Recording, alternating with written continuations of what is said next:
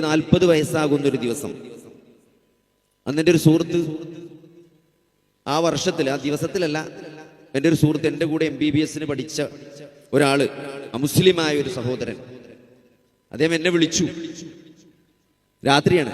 നീ എവിടെയുണ്ട് ചോദിച്ചു. ഞാൻ ഡ്യൂട്ടിയിലായിരുന്നു അന്ന്. അപ്പൊ ഞാൻ ഹോസ്പിറ്റലിലുണ്ട്, എനിക്ക് പെട്ടെന്ന് നിന്നെ ഒന്ന് കാണണം എന്ന് പറഞ്ഞു. അങ്ങനെ അദ്ദേഹം എന്നെ കാണാൻ വന്നു.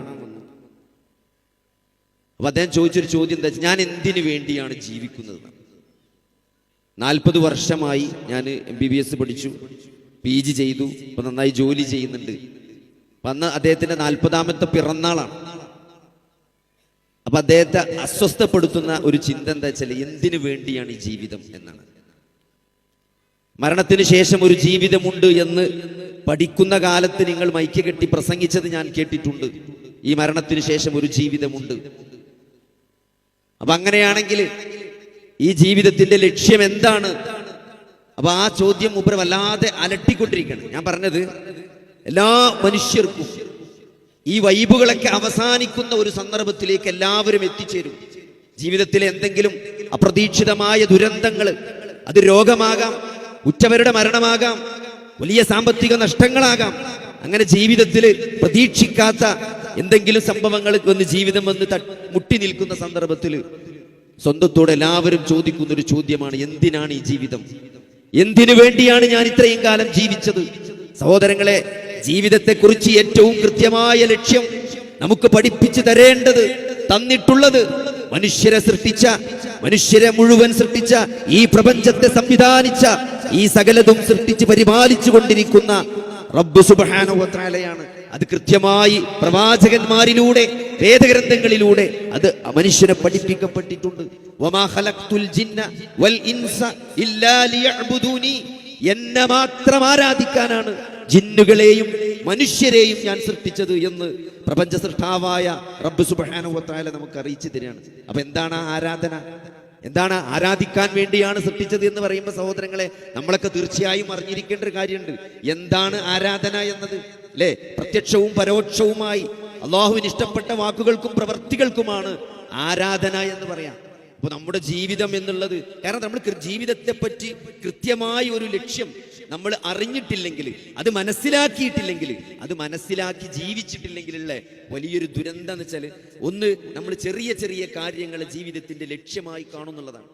അല്ലേ? അത് മിക്കവാറും മെറ്റീരിയലിസ്റ്റിക് ആയിട്ടുള്ള ജോലി, വീട്, അല്ലെങ്കിൽ എന്തെങ്കിലും ഒരു പ്രൊജക്ട്, ഒരു സ്ഥാപനം, അങ്ങനത്തെ എന്തെങ്കിലും മെറ്റീരിയലിസ്റ്റിക് ആയിട്ട് നശിച്ചു പോകുന്ന എന്തെങ്കിലും ലക്ഷ്യങ്ങളാണ് പലപ്പോഴും ആളുകൾ ജീവിതത്തിന്റെ ലക്ഷ്യമായി അറിഞ്ഞോ അറിയാതെയോ മനസ്സിലാക്കിയിട്ടുള്ളത്. അപ്പൊ അത് കൈവരിക്കുന്നതിൽ, അല്ലെ, ആ പ്രയാണത്തിൽ എന്തെങ്കിലും ഒരു പ്രയാസം, തടസ്സം ഉണ്ടാവുമ്പോൾ ആളുകൾ അസ്വസ്ഥരാകുകയാണ്.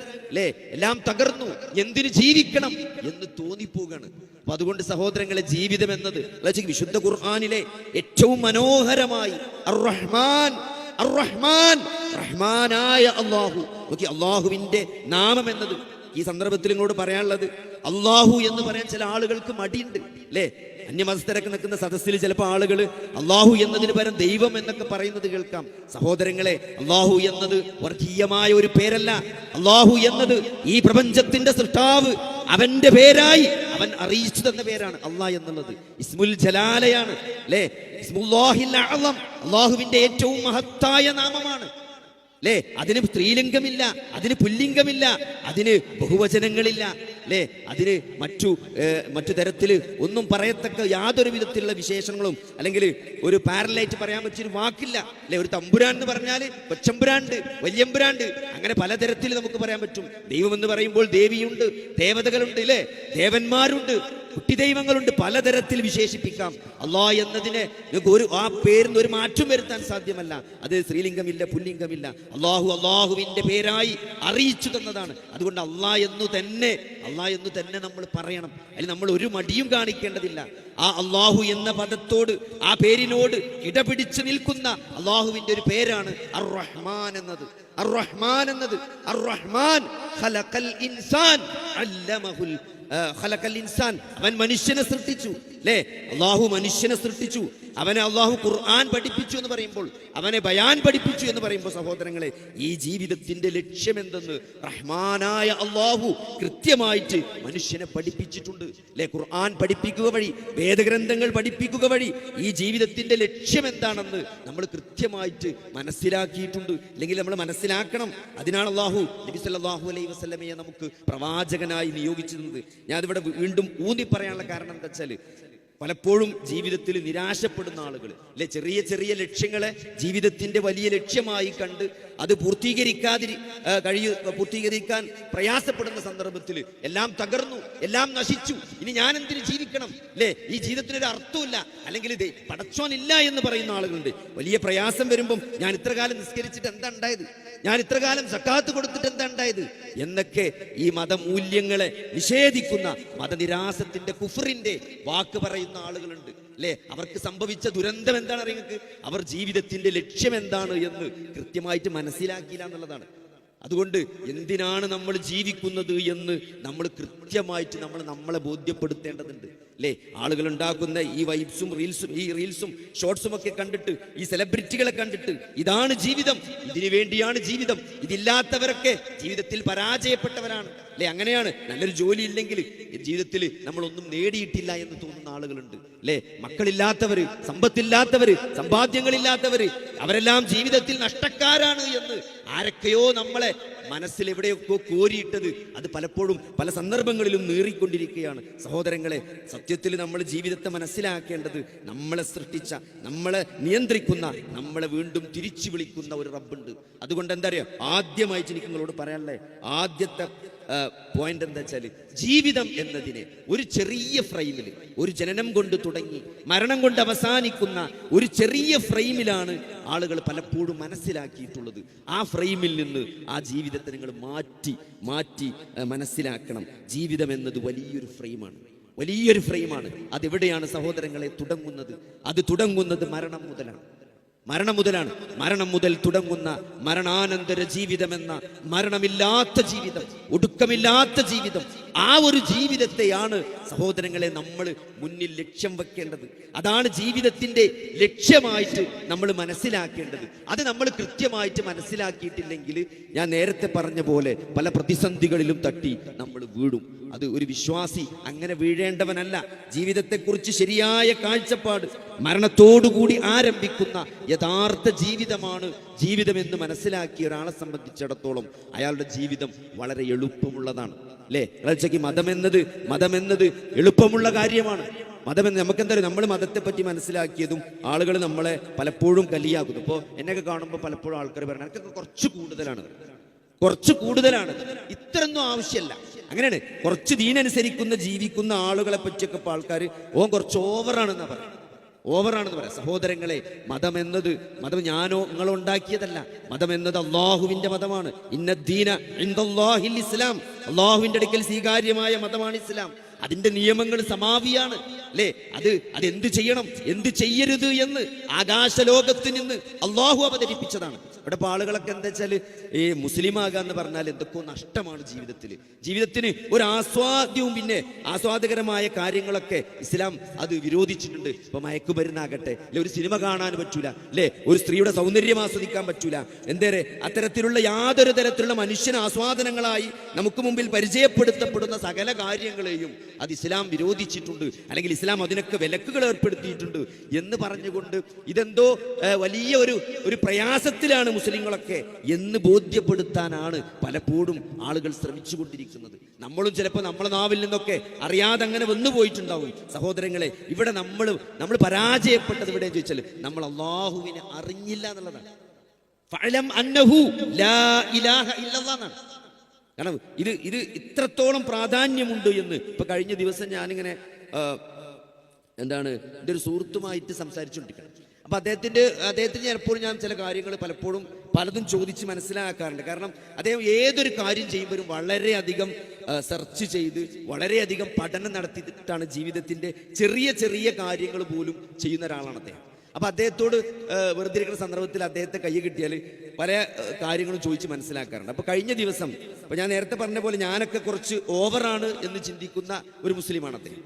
അപ്പോൾ അദ്ദേഹത്തോട് ഞാൻ വെറുതെ ചോദിച്ചു, അവന് ഹെപ്പറ്റൈറ്റിസ് ഉള്ള സമയമാണ്. അപ്പോൾ ബോട്ടിൽ വെള്ളമാണ് സാധാരണ ആളുകൾ കുടിക്കുക. കാരണം അത് ഈ ഇപ്പോൾ ഹോട്ടലിൽ കൊണ്ടുവരുന്ന വെള്ളത്തിൽ മഞ്ഞപ്പിത്തുണ്ടോ ഇല്ലേന്ന് അറിയാത്തത് കൊണ്ട് തന്നെ ബോട്ടിലെ വെള്ളം കുടിക്കുക. അപ്പോൾ അതുകൊണ്ട് ഞാൻ മൂപ്പരോട് ചോദിച്ചു, എന്താണ് സത്യത്തിൽ മനുഷ്യനെ സംബന്ധിച്ചിടത്തോളം ഏറ്റവും ടെൻഷൻ ഉണ്ടാക്കുന്ന കാര്യം എന്താണെന്ന് ചോദിച്ചു.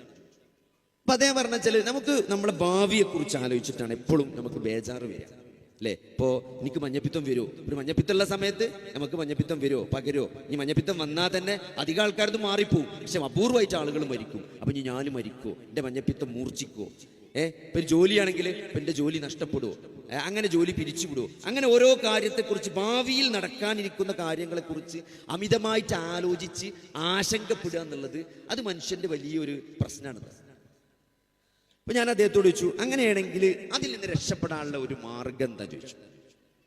അപ്പൊ അതും ഉപരി പഠിച്ചിട്ടുണ്ടാവുമല്ലോ. അപ്പൊ അദ്ദേഹം പറഞ്ഞു, അദ്ദേഹം കളിയാക്കിയിട്ട് എന്നോട് എന്നെ കളിയാക്കിയിട്ട് പറഞ്ഞു, അത് നിങ്ങളെ പരിപാടിയാണ് ഏറ്റവും നല്ലത്. അപ്പൊ ഞാൻ ചോദിച്ചു, നമ്മളെ പരിപാടി എന്താ?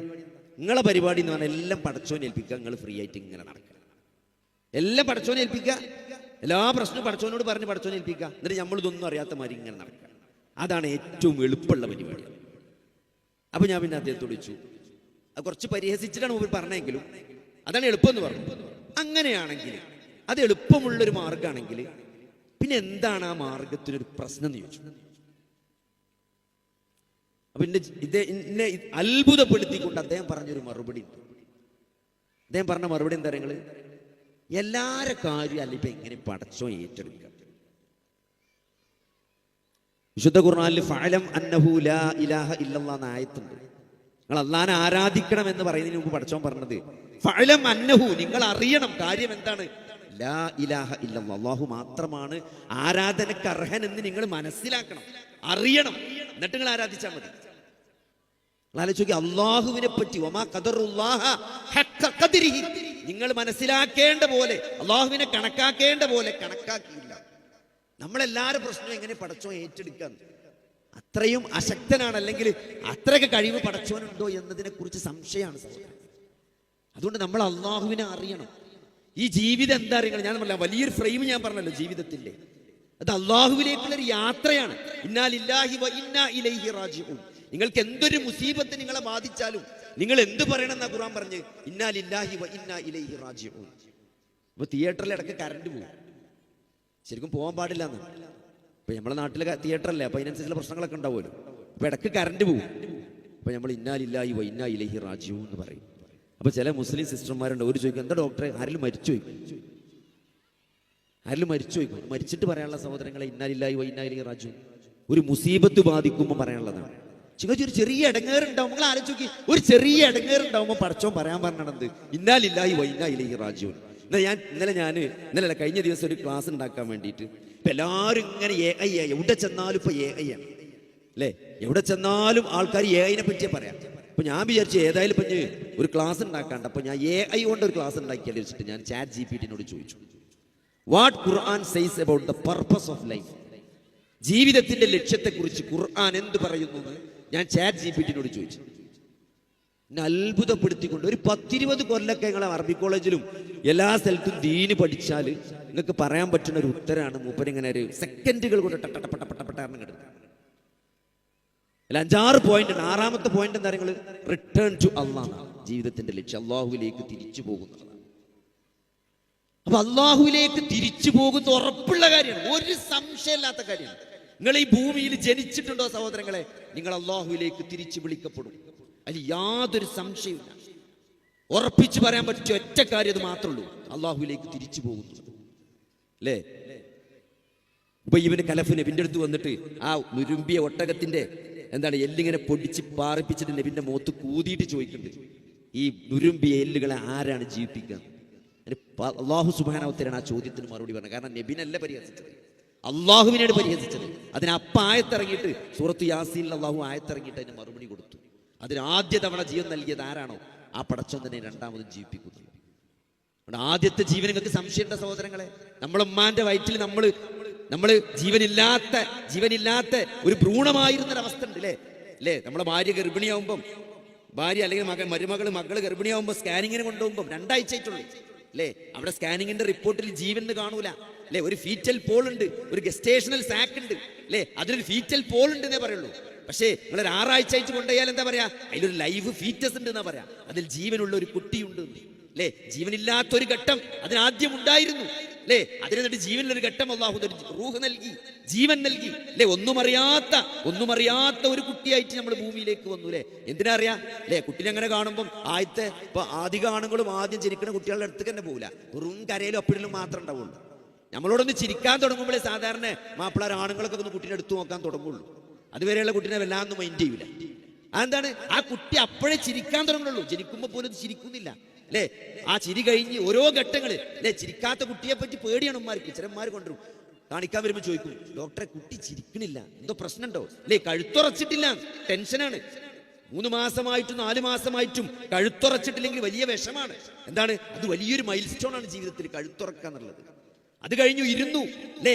ഇരുന്നു, നമ്മൾ നടന്നു. ഇപ്പൊ 1 വയസ്സായിട്ട് നടക്കാത്ത സ്ത്രീകൾ വരും, കുട്ടീനെ കാണിക്കാൻ വരില്ല, കാരണം ഇതിന് വേറെ ടിക്കറ്റ് എടുക്കണല്ലോ. അപ്പൊ എന്താ ചെയ്യാച്ചാൽ, വേറെ ആരെങ്കിലും ഉമ്മാനെ മുട്ട് കാണിക്കാൻ വരുമ്പോൾ വല്യമാന്റെ ഒപ്പം വരും, കുട്ടീനെ എടുത്തിട്ട്. എന്നിട്ട് വല്യമാന്റെ ടിക്കറ്റ് തരും, പൈസ ഒക്കെ തരും. എന്നിട്ട് എന്ത് ചെയ്യും? പോകാൻ നേരത്തെ ഡോക്ടർ ഒരു സംശയമുണ്ട്, ഈ കുട്ടി ഇപ്പോൾ 1 വയസ്സായി, ഇത് നടക്കണില്ല. എന്റെ അനിയന്റെ കുട്ടികളും ഇവിടെ ഏട്ടത്തിന്റെ അഞ്ചത്തിന്റെ കുട്ടിയൊക്കെ 8 മാസമായപ്പോൾ പെരും പാച്ചിലാണ്. അപ്പൊ ടെൻഷനായി. നിങ്ങൾ ബേജാറാണ്ട്, 18 മാസമൊക്കെയാണ് സമയം, അല്ലെ? 18, എന്റെ കുട്ടിയൊക്കെ 18 മാസമായപ്പോഴാണ് മര്യാദക്ക് നടന്നത്. അപ്പൊ അതുകൊണ്ട് നിങ്ങൾ നമ്മളെ കുട്ടികളെ ഓൾക്ക് പേടി മാറി. അത് നല്ലൊരു ടെക്നിക്ക്. എന്റെ വാപ്പൻ്റെ അമ്മ നമ്മളെ കുട്ടികളെന്ന് പറഞ്ഞു കൊടുത്താൽ ഓൾക്കൊരു സമാധാനമാണ്. ഡോക്ടർ കുട്ടി ഇപ്പം അങ്ങനെയല്ല, പിന്നെ നമ്മൾ പേടിച്ചണ്ട. എന്റെ കുട്ടി ആദ്യത്തെ കുട്ടി 18 മാസമായിട്ടാണ് മര്യാദക്ക് നടന്നത്. അപ്പൊ നിങ്ങൾ പേടിച്ചണ്ട, നടത്തത്ര പ്രശ്നമല്ല എന്ന് പറയും. പക്ഷെ കഴുത്തുറക്കൽ പ്രശ്നമാണ്. ഞാനത് പറഞ്ഞിരുന്നു തരുമോ? ഇതൊക്കെ നിങ്ങളെ മനസ്സിലിങ്ങനെ ഉറച്ചു നിൽക്കാൻ. ഘട്ടം ഘട്ടമായി വളർത്തിക്കൊണ്ടുവന്നവനാണ് നമ്മളെ റബ്ബ്, അല്ലേ? നമ്മളങ്ങനെ ഓരോന്ന് പഠിച്ചതാണ്. നമ്മളെ കാറുന്നില്ലേ, നമ്മളിങ്ങനെ പെരീക്ക് നിങ്ങളെ ഈ മേലത്തങ്ങാടിക്കുള്ള റോട്ടിക്ക് തിരിയുമ്പം 2 വയസ്സുള്ള കുട്ടി ചിരിക്കും. കാരണം എന്താ? അവന് മനസ്സിലായി പെരീക്ക് തിരിയാണെന്ന്. ഓന്റെ പാവിയും ഓന്റെ കാറുള്ള വീട്ടിക്ക് വണ്ടി തിരിയാണെന്ന് അവന് മനസ്സിലായി. അപ്പൊ അവൻ ചിരിക്കും. അത് വഴിയറിഞ്ഞ് അങ്ങനെ ഒരു സ്റ്റേജിലേക്ക് മടക്കപ്പെടും. 90 വയസ്സായ വാപ്പ, ആളുകൾ പറയണേ ഇപ്പൊ ലീവ് എടുത്തൊക്കെ എന്താ വെച്ചാൽ വാപ്പാക്ക് സുഖല്ല, ഓർമ്മ കുറവാണ്, പെരീന്നൊക്കെ ഇറങ്ങിയാണ് പോവുകയാണ്. അതുകൊണ്ട് ഞാൻ ലീവ് എടുത്ത് ഗൾഫിൽ നിന്ന് വന്നേക്കാണ് എന്റെ വാപ്പാനെ നോക്കാൻ. സഹോദരങ്ങളെ, അതാണ് സ്നേഹം.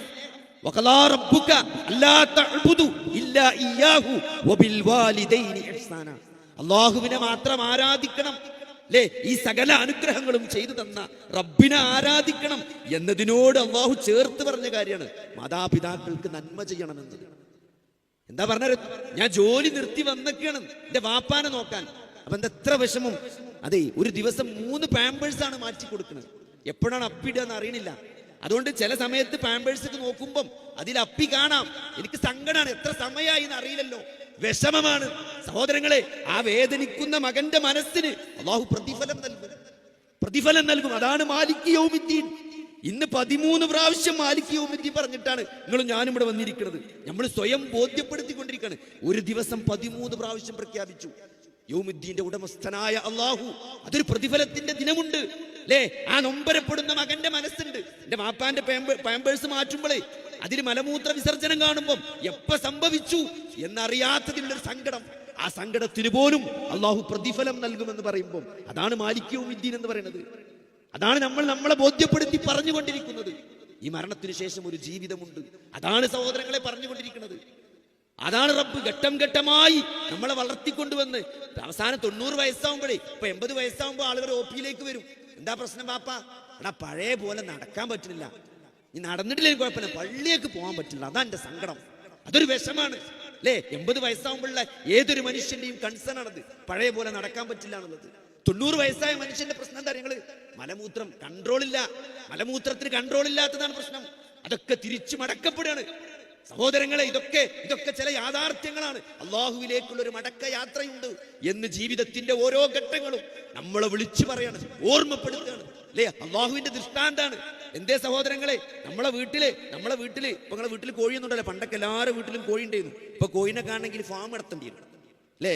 10 മുട്ട വിരിഞ്ഞ് നമ്മളെ കോഴിക്കുഞ്ഞ്, ആ തള്ളക്കോഴി മുട്ട വിരിഞ്ഞ് ആ 10 കുഞ്ഞുങ്ങളുമായി പുറത്തിറങ്ങിയിട്ട് ജസ്റ്റ് ഇന്ന് പുറത്തിറങ്ങിയിട്ടുള്ളെങ്കിൽ സഹോദരങ്ങളെ, ഒരു കാക്ക വന്ന് കരഞ്ഞാല് ആ കോഴി ചില ശബ്ദം ഉണ്ടാക്കും, അല്ലേ? പരുന്തിനെ കണ്ടാൽ ആ കോഴി ശബ്ദമുണ്ടാക്കും. ആ ശബ്ദം കേട്ടാൽ സഹോദരങ്ങളെ, ആ കോഴിക്കുഞ്ഞുങ്ങൾ ആ ചിറകിൽ വന്ന് ഒളിക്കും. ആര് നൽകി സഹോദരങ്ങളെ നിർദ്ദേശം? ഏത് സ്കൂളിലാണ് പഠിപ്പിച്ചത്? ഏത് സേഫ്റ്റി ക്ലാസ്സിലാണ് ആ കോഴിക്കുഞ്ഞുങ്ങളെ അള്ളാഹു പഠിപ്പിച്ചത്? മനുഷ്യൻ പഠിപ്പിച്ചതല്ല, കോഴി പഠിപ്പിച്ചിട്ടുണ്ടോ? അല്ലേ? താറാവിന്റെ മുട്ട വിരിഞ്ഞിറങ്ങുന്ന താറാവിന്റെ കുഞ്ഞുങ്ങൾ ഇന്ന് വിരിഞ്ഞിറങ്ങിയാൽ പോലും അത് കുളത്തിൽ നീന്തും. ആരാണ് നീന്തം പഠിപ്പിച്ചത്? അല്ലേ? ആ മുട്ടക്കുള്ളിൽ ഏത് സ്വിമ്മിംഗ് പൂളാണുള്ളത് സഹോദരങ്ങളെ? അല്ലേ? എത്രയോ ആയിരക്കണക്കിന് വർഷങ്ങൾക്ക് മുമ്പ് ഫിർഔനിന്റെ കൊട്ടാരത്തിൽ വന്നിട്ട് ഖാല വമൻ റബ്ബുകുമാ യാ മൂസ, ഖാല വമൻ റബ്ബുകുമാ യാ മൂസ, അല്ലയോ മൂസ, നിങ്ങളുടെ രണ്ടുപേരുടെയും റബ്ബാരാണെന്ന്, ആരാണെന്ന് ഞാൻ അന റബ്ബുകുമുൽ അഅ്ല എന്ന് പറഞ്ഞ ഏറ്റവും അഹങ്കാരിയായ ഭരണാധികാരി ഫിർഔൻ ചോദിച്ചൊരു ചോദ്യമുണ്ട്. അതിനുള്ള ഉത്തരം വിശുദ്ധ ഖുർആനിലൂടെ ലോകാവസാനം വരെ നമ്മളെ കൊണ്ട് അള്ളാഹു ഓദിപ്പിക്കണം. എന്തിനാണ്? അല്ലേ? ആരാണ് റബ്ബ്? റബ്ബുനല്ലദീ അഅ്താ കുല്ല ശൈഇൻ ഖൽഖഹു സുമ്മ ഹദാ. വല്ലാത്തൊരു വാക്കാണ്. ഏത് ജനറേഷനിലെ ഏത് കാലഘട്ടത്തിലെ മനുഷ്യനും അവന്റെ ബുദ്ധി കൊണ്ട് കോംപ്രിഹെൻഡ് ചെയ്യാൻ, അല്ലേ, സയൻസ് ഏറ്റവും അഡ്വാൻസ് ചെയ്തു എന്ന് നമ്മൾ അവകാശപ്പെടുന്ന ഈ ഒരു കാലഘട്ടത്തിലും നമ്മളെ ബുദ്ധി കൊണ്ട് കോംപ്രിഹെൻഡ് ചെയ്യാൻ പറ്റുന്ന വിശാലമായ അർത്ഥങ്ങളുള്ള പദം റബ്ബുനല്ലദീ അഅ്താ കുല്ല ശൈഇൻ ഖൽഖഹു സുമ്മ ഹദാ. ഓരോ ജീവിക്കും അതിന്റെ സൃഷ്ടിപ്പ് നൽകി അതിന്റെ ഗൈഡൻസ് നൽകിയവനാണ് എന്റെ റബ്ബ് എന്ന് പറയുമ്പോൾ 4 അമിനോ ആസിഡുകളാണ്. അല്ലേ? ഒരു ബയോകെമിസ്ട്രി പഠിക്കുന്ന ഒരു മെഡിക്കൽ വിദ്യാർത്ഥിയോട് ചോദിച്ചാൽ പറയും 4 amino acid, adenine, guanine, cytosine, thymine. ഈ 4 അമിനോ ആസിഡ് കൊണ്ടാണ് DNA എന്ന വലിയൊരു സ്ട്രക്ചർ ഉണ്ടാക്കിയിട്ടുള്ളത്. ആ DNA യിലാണ് സകല മനുഷ്യന്റെ സകല കാര്യങ്ങളും രേഖപ്പെടുത്തി വെച്ചിരിക്കുന്നത്. അല്ലേ? ഓരോ സൃഷ്ടിയുടെയും സകല സൃഷ്ടിപ്പിന്റെ സകല രഹസ്യങ്ങളും അതിലാണ് കോഡ് ചെയ്തിട്ടുള്ളത്. ആ 4 അമിനോ ആസിഡ് കൊണ്ട് അതിന്റെ സീക്വൻസുകൾ മാറ്റിക്കൊണ്ട് റബ്ബുനല്ലദീ അഅ്താ കുല്ല ശൈഇൻ ഖൽഖഹു സുമ്മ ഹദാ. അല്ലേ? രോമം പോലെയല്ല സഹോദരങ്ങളെ മുടി, രണ്ടും വ്യത്യാസമുണ്ട്. പക്ഷേ മൈക്രോസ്കോപ്പിൽ വെച്ച് നോക്കിയാലോ രണ്ടിനും ഒരേ സ്ട്രക്ചറാണ്. പക്ഷേ ഒന്ന് വളർന്നുകൊണ്ടേയിരിക്കും, ഒന്നൊരു പ്രത്യേക സമയത്തും വളർച്ച അവസാനിക്കും. ഇതൊക്കെ അള്ളാഹുവിന്റെ ദൃഷ്ടാന്തങ്ങളാണ്. അല്ലേ? അള്ളാഹു 2 തരം ദൃഷ്ടാന്തങ്ങൾ മനുഷ്യന് നൽകിയിട്ടുണ്ട്. ഒന്ന് ഈ പ്രപഞ്ചമാണ്. അല്ലേ? ഈ പ്രപഞ്ചം മുകളിലോട്ട് നോക്കിയാൽ അറ്റം കാണാത്ത പ്രപഞ്ചം. 1977 നാസ വിക്ഷേപിച്ച വോയേജർ എന്ന ബഹിരാകാശ പേടകം ഇപ്പോഴും ഇന്റർസ്റ്റെല്ലാർ സ്പേസിലൂടെ ചലിച്ചുകൊണ്ടിരിക്കുകയാണ്. അല്ലേ? ഇപ്പൊ എന്താ സംഭവിച്ചത്? അതിന്റെ കണക്ഷൻ വിട്ടുപോയി. അവിടുന്ന് അയക്കുന്ന ചിത്രം ഇങ്ങോട്ട് കിട്ടൂല. പക്ഷേ അതിന്റെ പ്രയാണം അത് തുടർന്നുകൊണ്ടിരിക്കുകയാണ്. എത്ര കാലമായി സഹോദരങ്ങളെ?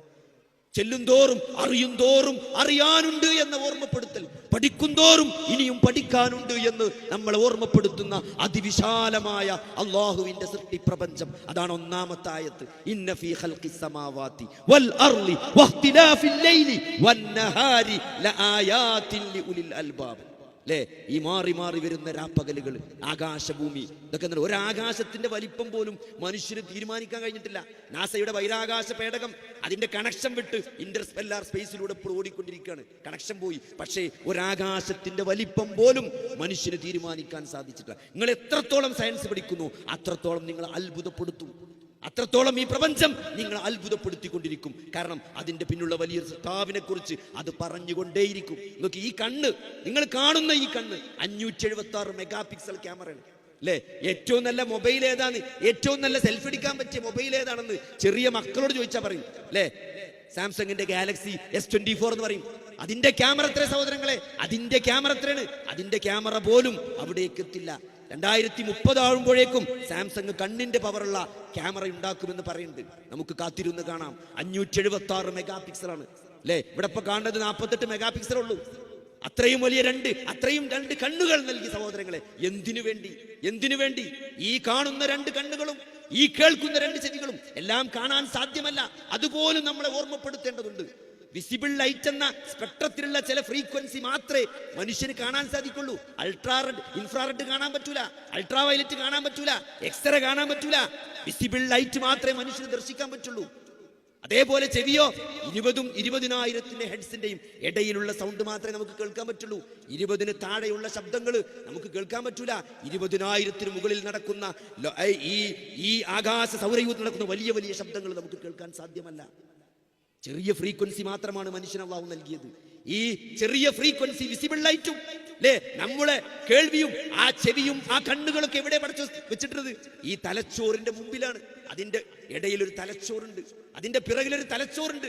എന്തിന് സഹോദരങ്ങളെ? ഇന്ന ഫീ ഖൽഖിസ് സമാവാതി വൽ അർളി വഖ്തിലാഫിൽ ലൈലി വന്നഹാരി ലആയാതിൻ ലിഉലിൽ അൽബാബ്. ലുബ് എന്ന് പറഞ്ഞ അറബിയിൽ കാമ്പിനാ പറയാ, ഏറ്റവും ഉള്ളിലുള്ളത്.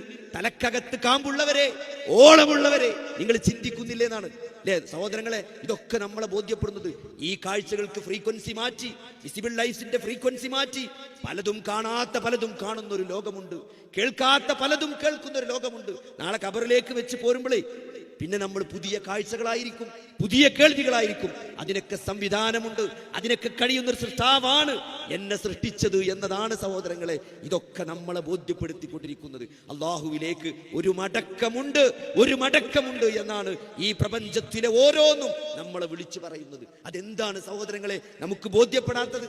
അത് ബോധ്യപ്പെടുന്നിടത്താണ് സഹോദരങ്ങളെ നമ്മുടെ ജീവിതത്തിന്റെ മാറ്റം കിടക്കുന്നത് അല്ലെ? നമ്മുടെ ജീവിതത്തിന്റെ ലക്ഷ്യം എന്താണ്? ഈ മരണത്തിന് ശേഷം ഒരു ജീവിതമുണ്ട്.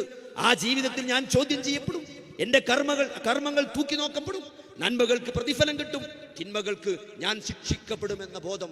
ആ ബോധമാണ് എത്ര തന്നെ നിങ്ങൾ സ്വതന്ത്ര ചിന്തരാണെന്ന് പറഞ്ഞാലും, എത്ര തന്നെ നിഷേധിച്ചാലും മനുഷ്യന്റെ ബ്രെയിൻ അങ്ങനെ ഡിസൈൻ ചെയ്തിട്ടുള്ളത് അല്ലെ? ഇവിടെ സ്വതന്ത്ര ചിന്തകരെന്ന് പറഞ്ഞ ആളുകളുണ്ട് അല്ലെ? എന്തുകൊണ്ടാണ് അവർ CCTV കാണുമ്പോൾ നന്നാണ്? എന്താ CCTV കാണുമ്പോൾ നന്നാണ്? നിങ്ങൾ CCTVയുടെ നിരീക്ഷണത്തിലാണെന്ന് പറയുമ്പോൾ എന്തുകൊണ്ടാണ് ആളുകൾ നന്നായി പെരുമാറുന്നത്? ആരെയാണ് അവർ പേടിക്കുന്നത് അല്ലേ? ആ CCTV തെളിവാണ്. പിടിക്കപ്പെട്ടാൽ ശിക്ഷിക്കപ്പെടും, കോടതിയിൽ ഹാജരാക്കിയാൽ ശിക്ഷിക്കപ്പെടും. അതേ സഹോദരങ്ങളെ, അത് മനുഷ്യന്റെ ബ്രെയിനിന്റെ പ്രത്യേകതയാണ്. നിരീക്ഷിക്കപ്പെടുന്നുണ്ട് എന്നറിയുമ്പോൾ അല്ലേ, ഈ നിരീക്ഷണത്തിനനുസരിച്ച് എനിക്ക് പ്രതിഫലം കിട്ടും, ഞാൻ ശിക്ഷിക്കപ്പെടും എന്നറിയുന്നത് അത് മനുഷ്യന്റെ ബ്രെയിനിന്റെ തേട്ടാണ്. കാരണം ആ ബ്രെയിനിനെ സംവിധാനിച്ചവൻ അല്ലാഹുവാണ്. അതുകൊണ്ടൊരു പ്രതിഫലമുണ്ട്, നന്മകൾക്ക് പ്രതിഫലം കിട്ടും, തിന്മകൾക്ക് രക്ഷ കിട്ടും. ഇതെല്ലാം രേഖപ്പെടുത്തിക്കൊണ്ടിരിക്കുന്ന അല്ലെ, നെറ്റ്വർക്ക് ഇല്ലെങ്കിലും കറണ്ട് ഇല്ലെങ്കിലും ബാറ്ററി ഇല്ലെങ്കിലും ഇതൊക്കെ നിരീക്ഷിക്കപ്പെടുന്നുണ്ട്, രേഖപ്പെടുത്തപ്പെടുന്നുണ്ട് എന്ന ഒരു അറിവുണ്ട്. അള്ളാഹുവിനെ കുറിച്ചുള്ള അറിവാണത്. അള്ളാഹുവിന്റെ ഓരോ നാമങ്ങളും അതാണ് മനുഷ്യന് നൽകുന്ന ഉൾക്കാഴ്ചതാണ്. റഖീബ്, ഞാൻ തുടക്കത്തിൽ ഓർമ്മിപ്പിച്ചില്ലേ, ഖുതുബത്തുൽ ഹാജയിൽ ഓതിയ ആയത്തിൽ അള്ളാഹു റഖീബാണ്. അള്ളാഹു എല്ലാം നിരീക്ഷിച്ചു കൊണ്ടിരിക്കുന്നവനാണെന്ന് അറിയുമ്പോൾ ആ നിരീക്ഷണത്തിൽ നമ്മളെ നിരീക്ഷിക്കുമ്പോൾ നമ്മൾ ചെയ്യുന്ന കാര്യങ്ങൾക്കൊക്കെ നമുക്ക് പ്രതിഫലമുണ്ട് എന്നാണ്. സഹോദരൻ, കഴിഞ്ഞ ദിവസം മുട്ടുമാറ്റിയ ഒരാൾ, സാധാരണ മുട്ടുമാറ്റി കഴിഞ്ഞാൽ പേഷ്യൻസ് ഉറങ്ങൂല. ഒരു മേജർ സർജറി കഴിഞ്ഞാൽ പിന്നെ കുറച്ച് ദിവസം ആളുകൾക്ക് പൊതുവെ ഉറക്കം കുറവായിരിക്കും. അത് നമ്മളെ കിതാബിലുള്ളതാണ്. അപ്പൊ അതുകൊണ്ട് തന്നെ നമ്മൾ ഡിസ്ചാർജ് ആക്കുമ്പോൾ ചെറിയ ഉറക്കത്തിന് ഗുളിക കൊടുക്കും. പിന്നെ ആളുകളോട് പൊതുവെ പറയും, ഇപ്പൊ ഞാൻ മുട്ടുമാറ്റുന്നത് കൊണ്ട് സാധാരണ മുട്ടുമാറ്റിയാൽ ഒരാൾക്ക് ഉണ്ടാകുന്ന കുറെ കാര്യങ്ങളുണ്ട്. അത് നമ്മൾ തുടക്കത്തിലെ ഡിസ്ചാർജ് ആക്കുമ്പോൾ പറഞ്ഞു കൊടുത്താൽ പിന്നെയുള്ള കോളൊക്കെ നമുക്ക് ഒഴിവാക്കാൻ പറ്റും. മറ്റേത് ആളുകൾ ഇങ്ങനെ വിളിച്ചുകൊണ്ട്, ഇപ്പൊ ഞാൻ ഡിസ്ചാർജ് ആക്കുമ്പോൾ ആദ്യം പറയും, എന്ത്, കാലിന്റെ പുറം ഭാഗത്ത് മരവിപ്പുണ്ടാവും, ഉൾഭാഗത്ത് ചെറിയ കുത്തലുണ്ടാവും, തൊടന്റെ ഭാഗത്തൊക്കെ ചെറിയ നിറമാറ്റം വരും, കാലിന് ചെറിയ നീരുണ്ടാവും, ഉറക്കക്കുറവ് നന്നായിട്ടുണ്ടാവും, ഭക്ഷണത്തോട് തീരെ താല്പര്യം ഉണ്ടാവില്ല, ഇടയ്ക്ക് ചെയ്യേണ്ടില്ലേനും എന്നൊക്കെ തോന്നും. അതൊക്കെ പറഞ്ഞാൽ എന്താ അറിയോ, ആളുകൾക്ക് ഭയങ്കര സമാധാനമാണ്. അതൊക്കെ ഡോക്ടർ പറഞ്ഞാണല്ലോ അല്ലേ? എന്നാലും വരും ആൾക്കാർ കാണിക്കാം. നിങ്ങൾ പറഞ്ഞാൽ തന്നെ ഉള്ളു ഡോക്ടർ, എന്നാലും നിങ്ങളെ കാണാൻ വന്നാണ് അറിയാം. അപ്പൊ അങ്ങനെ ഉറക്കക്കുറവ് സാധാരണ ഉണ്ടാവും. അപ്പോൾ ഒരു പേഷ്യന്റ് വന്നിട്ട് അത് തീരെ ഉറങ്ങണില്ല. നമ്മൾ സാധാരണ ഉറങ്ങില്ല എന്ന് പറഞ്ഞാൽ സാധാരണ കൊടുക്കുന്ന മരുന്നൊക്കെ ഉണ്ട്, അപ്പോൾ കൊടുത്തു, എന്നിട്ടും ഉറങ്ങില്ല. അപ്പോൾ ഇതിൻ്റെ ഭാര്യ ഉണ്ട്, ഇയാൾ ആണാണ്. അപ്പോൾ ഇയാളുടെ ഭാര്യൻ്റെ അടുത്ത് വന്നിട്ട് കുറച്ച് രഹസ്യമായിട്ട് പറഞ്ഞു, ഇത് നിങ്ങൾ വിചാരിച്ച മാതിരിയല്ല ഡോക്ടർ, ഇത് ഉറങ്ങണമെന്നല്ല. രാത്രി മുഴുവൻ മനുഷ്യൻ ഇങ്ങനെ കുത്തിരിക്കണം, കുറേ ദിക്റും സലാത്തൊക്കെ ചൊല്ലി ഞാനും ഒപ്പം കുത്തിരിക്കും. പിന്നെ നമുക്ക് പകല് പണിയുള്ളതല്ലേ, നമ്മൾ ഉറങ്ങിപ്പോവും. എത്ര വെച്ചിട്ടാ ഒരാളെങ്ങനെ കുത്തിരിക്കും? അതുകൊണ്ട് അയാൾ ഉറക്കേ പറ്റുള്ളൂ. അപ്പൊ ഞാൻ ചോദിച്ചു മൂപ്പരോട്, അല്ല ഇയാൾ ഉറങ്ങാതെക്കാൻ എന്ത് കാരണം ഉണ്ടോ ചോദിച്ചു. നിങ്ങൾക്ക് എന്തെങ്കിലും ആലോചിച്ചിട്ട് എന്തെങ്കിലും ഒരു കാരണം കിട്ടുന്നുണ്ടോ ചോദിച്ചു. സാധാരണ ആൾക്കാർ ഉറക്കക്കുറവുണ്ടാവും, എന്നാലും തീരെ ഉറങ്ങില്ല എന്ന് പറയുമ്പോൾ. അപ്പൊ അമ്മ പറഞ്ഞൊരു മറുപടി സഹോദരൻ നമ്മളെല്ലാവരും കേൾക്കണം. ആ സ്ത്രീ പറഞ്ഞ എന്താ അറിയോ, എനിക്ക് ആലോചിച്ചിട്ടൊരു കാര്യമാണ് ഇപ്പോൾ ഓർമ്മ വരുന്നത്. മൂപ്പര് കുറേ കാലമായിട്ട് മൂപ്പർക്ക് ഒരു ശീലമുണ്ട്. മൂപ്പരൊരു സുബയാൻ കൊടുക്കുന്നതിന്റെ 2 മണിക്കൂർ മുമ്പ് നീക്കും. എന്നിട്ട് മൂപ്പര് കുറെ നിസ്കരിച്ചു. അത് കഴിഞ്ഞിട്ട് ബാങ്ക് കൊടുക്കുന്നതിന്റെ 1/2 മണിക്കൂർ മുമ്പ് മൂപ്പര് ഖബർസ്ഥാനിക്ക് പോകും. വാപ്പാന്റെ ഇമ്മാന്റെ ഖബറിന്റെ ദ്വാരക്കും.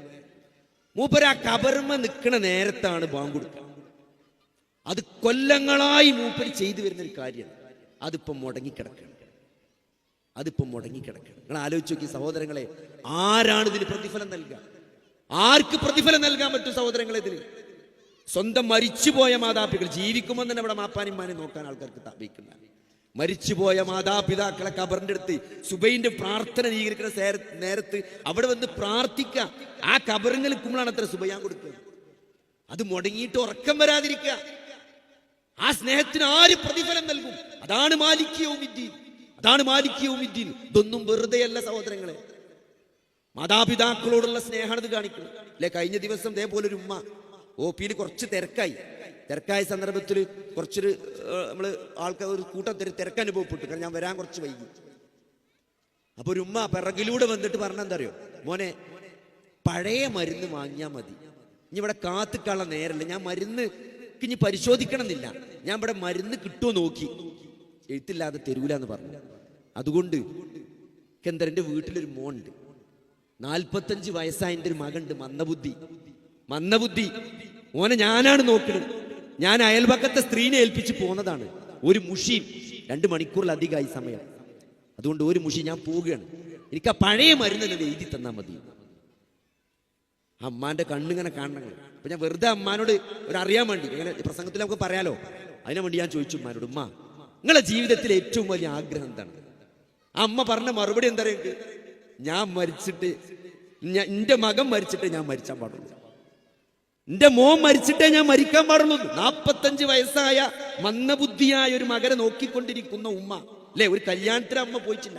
അപ്പൊ നമ്മുടെ നാട്ടിലൊക്കെ കല്യാണം ഉണ്ടാവും. അങ്ങനെ ഒരു പെരയിലൊരു കല്യാണം ഉണ്ടായാൽ ആ കല്യാണത്തിന്റെ ഏറ്റവും വലിയ സന്തോഷത്തോടെ നിങ്ങൾ ആ പെരന്റെ ഉള്ളിൽ കഴിച്ച ഏറ്റവും ഉള്ളിലെ മുറിയിൽ അവിടുത്തെ വയസ്സായ വല്യന്മാർ കുത്തിരക്കുണ്ടാവും, വടായി സ്വറയും പറഞ്ഞിട്ട് ഇങ്ങനെ കാലൊക്കെ നീട്ടി വെച്ചിട്ട് അല്ലേ. ആ കൂട്ടത്തിൽ ഇരിക്കേണ്ട ഒരു ഉമ്മയാണ് കല്യാണത്തിന് പോകാതെ മലം പോയാൽ വൃത്തിയാക്കിയ 45 വയസ്സായ മകന്റെ മലം കോരി ആ മകനെ കുളിപ്പിച്ച് നോക്കുന്നൊരു ഉമ്മ. ഒരു കല്യാണത്തിന് അമ്മ കൂടിയിട്ടില്ല, ഒരു ടൂറിന് അമ്മ പോയിട്ടില്ല, കാലം ഇത്രയും ആ മകനെ നോക്കിക്കൊണ്ടിരിക്കുകയാണ്. എന്നിട്ട് ഉമ്മാന്റെ ആഗ്രഹം എന്താ അറിയോ, ആ മകൻ മരിച്ചിട്ടേ ഞാൻ മരിക്കാൻ പാടുള്ളൂ. സഹോദരങ്ങളെ, ആ ഉമ്മാക്ക് ആര് പ്രതിഫലം നൽകും? ആ ഉമ്മാക്ക് പ്രതിഫലം കിട്ടുന്ന ഒരു ദിവസം വരാണ്ട്, ആ ഉമ്മാനെ ആദരിക്കുന്ന ഒരു വിചാരണ നാള്, ഒരു സ്റ്റേജ് വരാണ്ട്. അതാണ് മാലിക് യൗമിദ്ദീൻ. അതാണ് നമ്മൾ നിസ്കാരത്തിൽ പറയുന്ന മാലിക് യൗമിദ്ദീൻ. അതുകൊണ്ട് സഹോദരങ്ങളെ, ഈ ജീവിതം വെറുതെയല്ല അല്ലെ. മനുഷ്യന്റെ ഓരോ കോശങ്ങൾ അല്ലെ, 39 ട്രില്യൺ കോശങ്ങളാണ് അത്രേ ഒരു മനുഷ്യന്റെ ഉള്ളിലുള്ളത്. 1 ട്രില്യൺ എന്ന് പറഞ്ഞാൽ അത്രേ, ഇവിടെ കുട്ടിയോട് ചോദിച്ചറിയാം. 1 ട്രില്യൺ എന്ന് പറഞ്ഞാൽ 1 അല്ല 10 അല്ല 1 കോടിയല്ല 100 കോടിയല്ല, 1,00,000 കോടിക്കാണ് 1 ട്രില്യൺ എന്ന് പറയാം. അങ്ങനത്തെ 39 ട്രില്യൺ കോശങ്ങളാണ് ഒരു മനുഷ്യന്റെ ശരീരത്തിലുള്ളത്. അതിൽ ഒരു കോശത്തിന്റെ ഉള്ളിൽ തന്നെ 2 മീറ്റർ നീളമുള്ള DNA ഉണ്ടെന്നാണ്. അങ്ങനെ നീർത്തിയാൽ ഒരു കോശത്തിന്റെ ഉള്ളിൽ 2 മീറ്റർ. ഞാൻ തന്നെ 1.5 ഉള്ളൂ അല്ലെ. 2 എന്നെക്കാൾ നീളമുള്ള അത്ര DNA ഒരു കോശത്തിന്റെ ഉള്ളിൽ അല്ലെ. ഒരു മനുഷ്യന്റെ 39 ട്രില്യൺ കോശങ്ങളിലെയും DNA എടുത്ത് ഇങ്ങനെ പട്ടം പറത്തിയമാര് നൂലുണ്ടാക്കിയാൽ ഇവിടുന്ന് സൂര്യനിലേക്ക് ആകെ 15 കോടി കിലോമീറ്റർ ഉള്ളൂ. പക്ഷേ ആ DNA നീളം 7,800 കോടി കിലോമീറ്റർ ആണ്. ഒരു മനുഷ്യന്റെ ശരീരത്തിൽ DNA നീളാണ്. ഇതൊക്കെ വെറുതെയാണെന്ന് നിങ്ങൾ വിചാരിക്കണ്ടോ? ഇത്രയും സങ്കീർണമായ ഒരു സൃഷ്ടിപ്പ് നടത്തിയത് ഒരു വെറുതെയാണ് എന്ന് നിങ്ങൾ വിചാരിക്കേണ്ട സഹോദരങ്ങളെ. അല്ല, ഈ ജീവിതത്തിന് ശേഷം ഒരു ജീവിതമുണ്ട്, മരണത്തിന് ശേഷം ഒരു ജീവിതമുണ്ട്. അവിടെ വിചാരണയുണ്ട് അല്ലെ, അവിടെ പ്രതിഫലമുണ്ട്. റഹ്മാനായ റബ്ബിന്റെ കാരുണ്യം വിശ്വാസികൾക്ക് വേണ്ടി അല്ലെ 99% കാരുണ്യവും അള്ളാഹുവിന്റെ കാരുണ്യത്തിന്റെ കേവലം 1% മാത്രമാണ്. കാരുണ്യമേറ്റ് നമ്മൾ എന്തൊക്കെ പ്രത്യക്ഷവും പരോക്ഷവുമായി നമ്മൾ അറിഞ്ഞും അറിയാതെയും ഫീൽ ചെയ്തുകൊണ്ടിരിക്കുന്ന ഈ പ്രപഞ്ചത്തിലെ കോടാനകോടി സൃഷ്ടിജാലങ്ങളിൽ അനുഭവപ്പെടുന്ന കാരുണ്യം അള്ളാഹുവിന്റെ കാരുണ്യത്തിന്റെ 1% മാത്രമേ ഉള്ളൂ. ബാക്കി 99% കാരുണ്യവും വിശ്വാസികൾക്ക് വേണ്ടി അള്ളാഹു ഖിയാമത്ത് ആഖിറത്തിലേക്ക് മാറ്റിവെച്ചതാണ്. സഹോദരങ്ങളെ, അതുകൊണ്ട് വിചാരണയുണ്ട്, അത് സത്യമാണ്.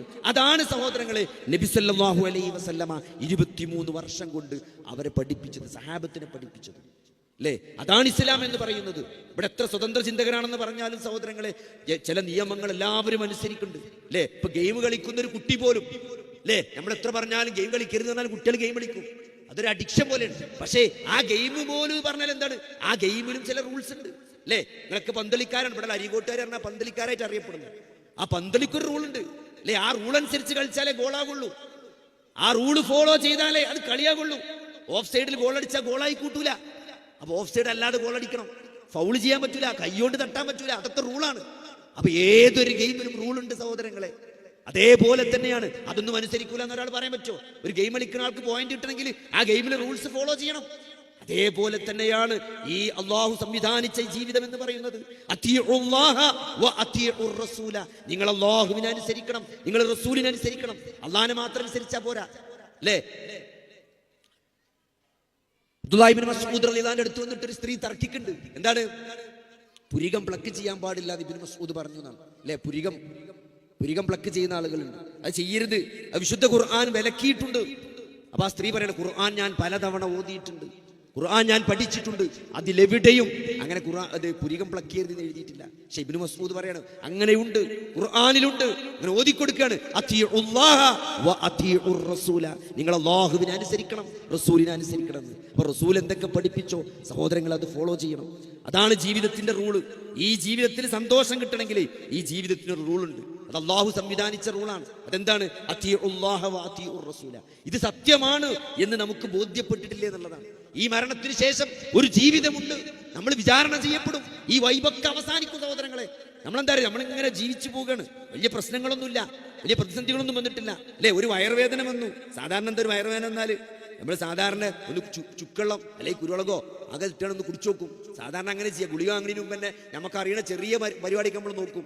മാറണില്ലെങ്കിൽ നമ്മൾ കുടുംബത്തിൽ ആർക്കെങ്കിലും ഒന്ന് മെസ്സേജ് അയക്കും അല്ലേ, വയറുവേദന ഉണ്ട്. അപ്പോൾ ചിലപ്പോൾ ഒരു ഗുളിക ഒന്ന് മെസ്സേജ് ചെയ്ത് തരും. അതും കുടിച്ചു നോക്കിയിട്ടാ സാധാരണ നമ്മൾ ഡോക്ടറെ അടുത്ത് പോവുള്ളൂ. അങ്ങനെയാണ് ഇപ്പം എല്ലാവരും. കാരണം അവിടെ ആദ്യം തന്നെ പോയാൽ കുറേ ടെസ്റ്റും സ്കാനിങ്ങും എക്സ്റേ ഒക്കെ ECG ഒക്കെ ഉണ്ടാവും. അപ്പോൾ അതൊന്നും പെടണ്ടാച്ചിട്ട് ആദ്യമൊക്കെ നമ്മളെ കൊണ്ട് പറ്റുന്നതൊക്കെ നമ്മൾ നോക്കും. പറ്റാതാവുമ്പോഴാണ് നമ്മൾ സ്കാനിങ്ങിന് പോവുക അല്ലേ? പിന്നെ ചെല്ലുമ്പോൾ സ്കാനിങ് തന്നെ വേണ്ടി വരും. കാരണം മരുന്ന് എഴുതിയാൽ മുപ്പര കസാരയും നീച്ചൂല. ഇപ്പം ഇങ്ങനെ അവിടെ തന്നെ ഇരിക്കും. അല്ല, നമ്മളിന്ന് സ്കാനിങ് എടുത്ത് നോക്കണ്ടേ ഇങ്ങോട്ട് പറയാം ആൾക്കാർ. അപ്പം അങ്ങനെയാണ്, മുപ്പരത്തൊക്കെ എല്ലാം ചെയ്തിട്ടാണ് വരുന്നത്. അപ്പോൾ ഞാൻ അടുത്ത സ്കാനിങ് ആണ്. സ്കാനിങ് എടുത്ത് സഹോദരങ്ങളെ ചെറിയൊരു തടിപ്പുണ്ട് അല്ലേ? സ്കാനിങ് റിപ്പോർട്ട് അതേപോലെ പലപ്പോഴും ഡോക്ടർമാർ പറയില്ല, ചെറിയൊരു തടിപ്പുണ്ട് എന്നാ പറയാ, നീരുണ്ട്, ഒരു തടിപ്പുണ്ട്, അതൊന്ന് ടെസ്റ്റ് ചെയ്ത് നോക്കണം എന്ന് പറഞ്ഞാൽ തന്നെ ആൾക്കാർക്ക് പിടുത്തം കിട്ടും. കുഴപ്പത്തിലേക്കാണ് പോകുന്നത്.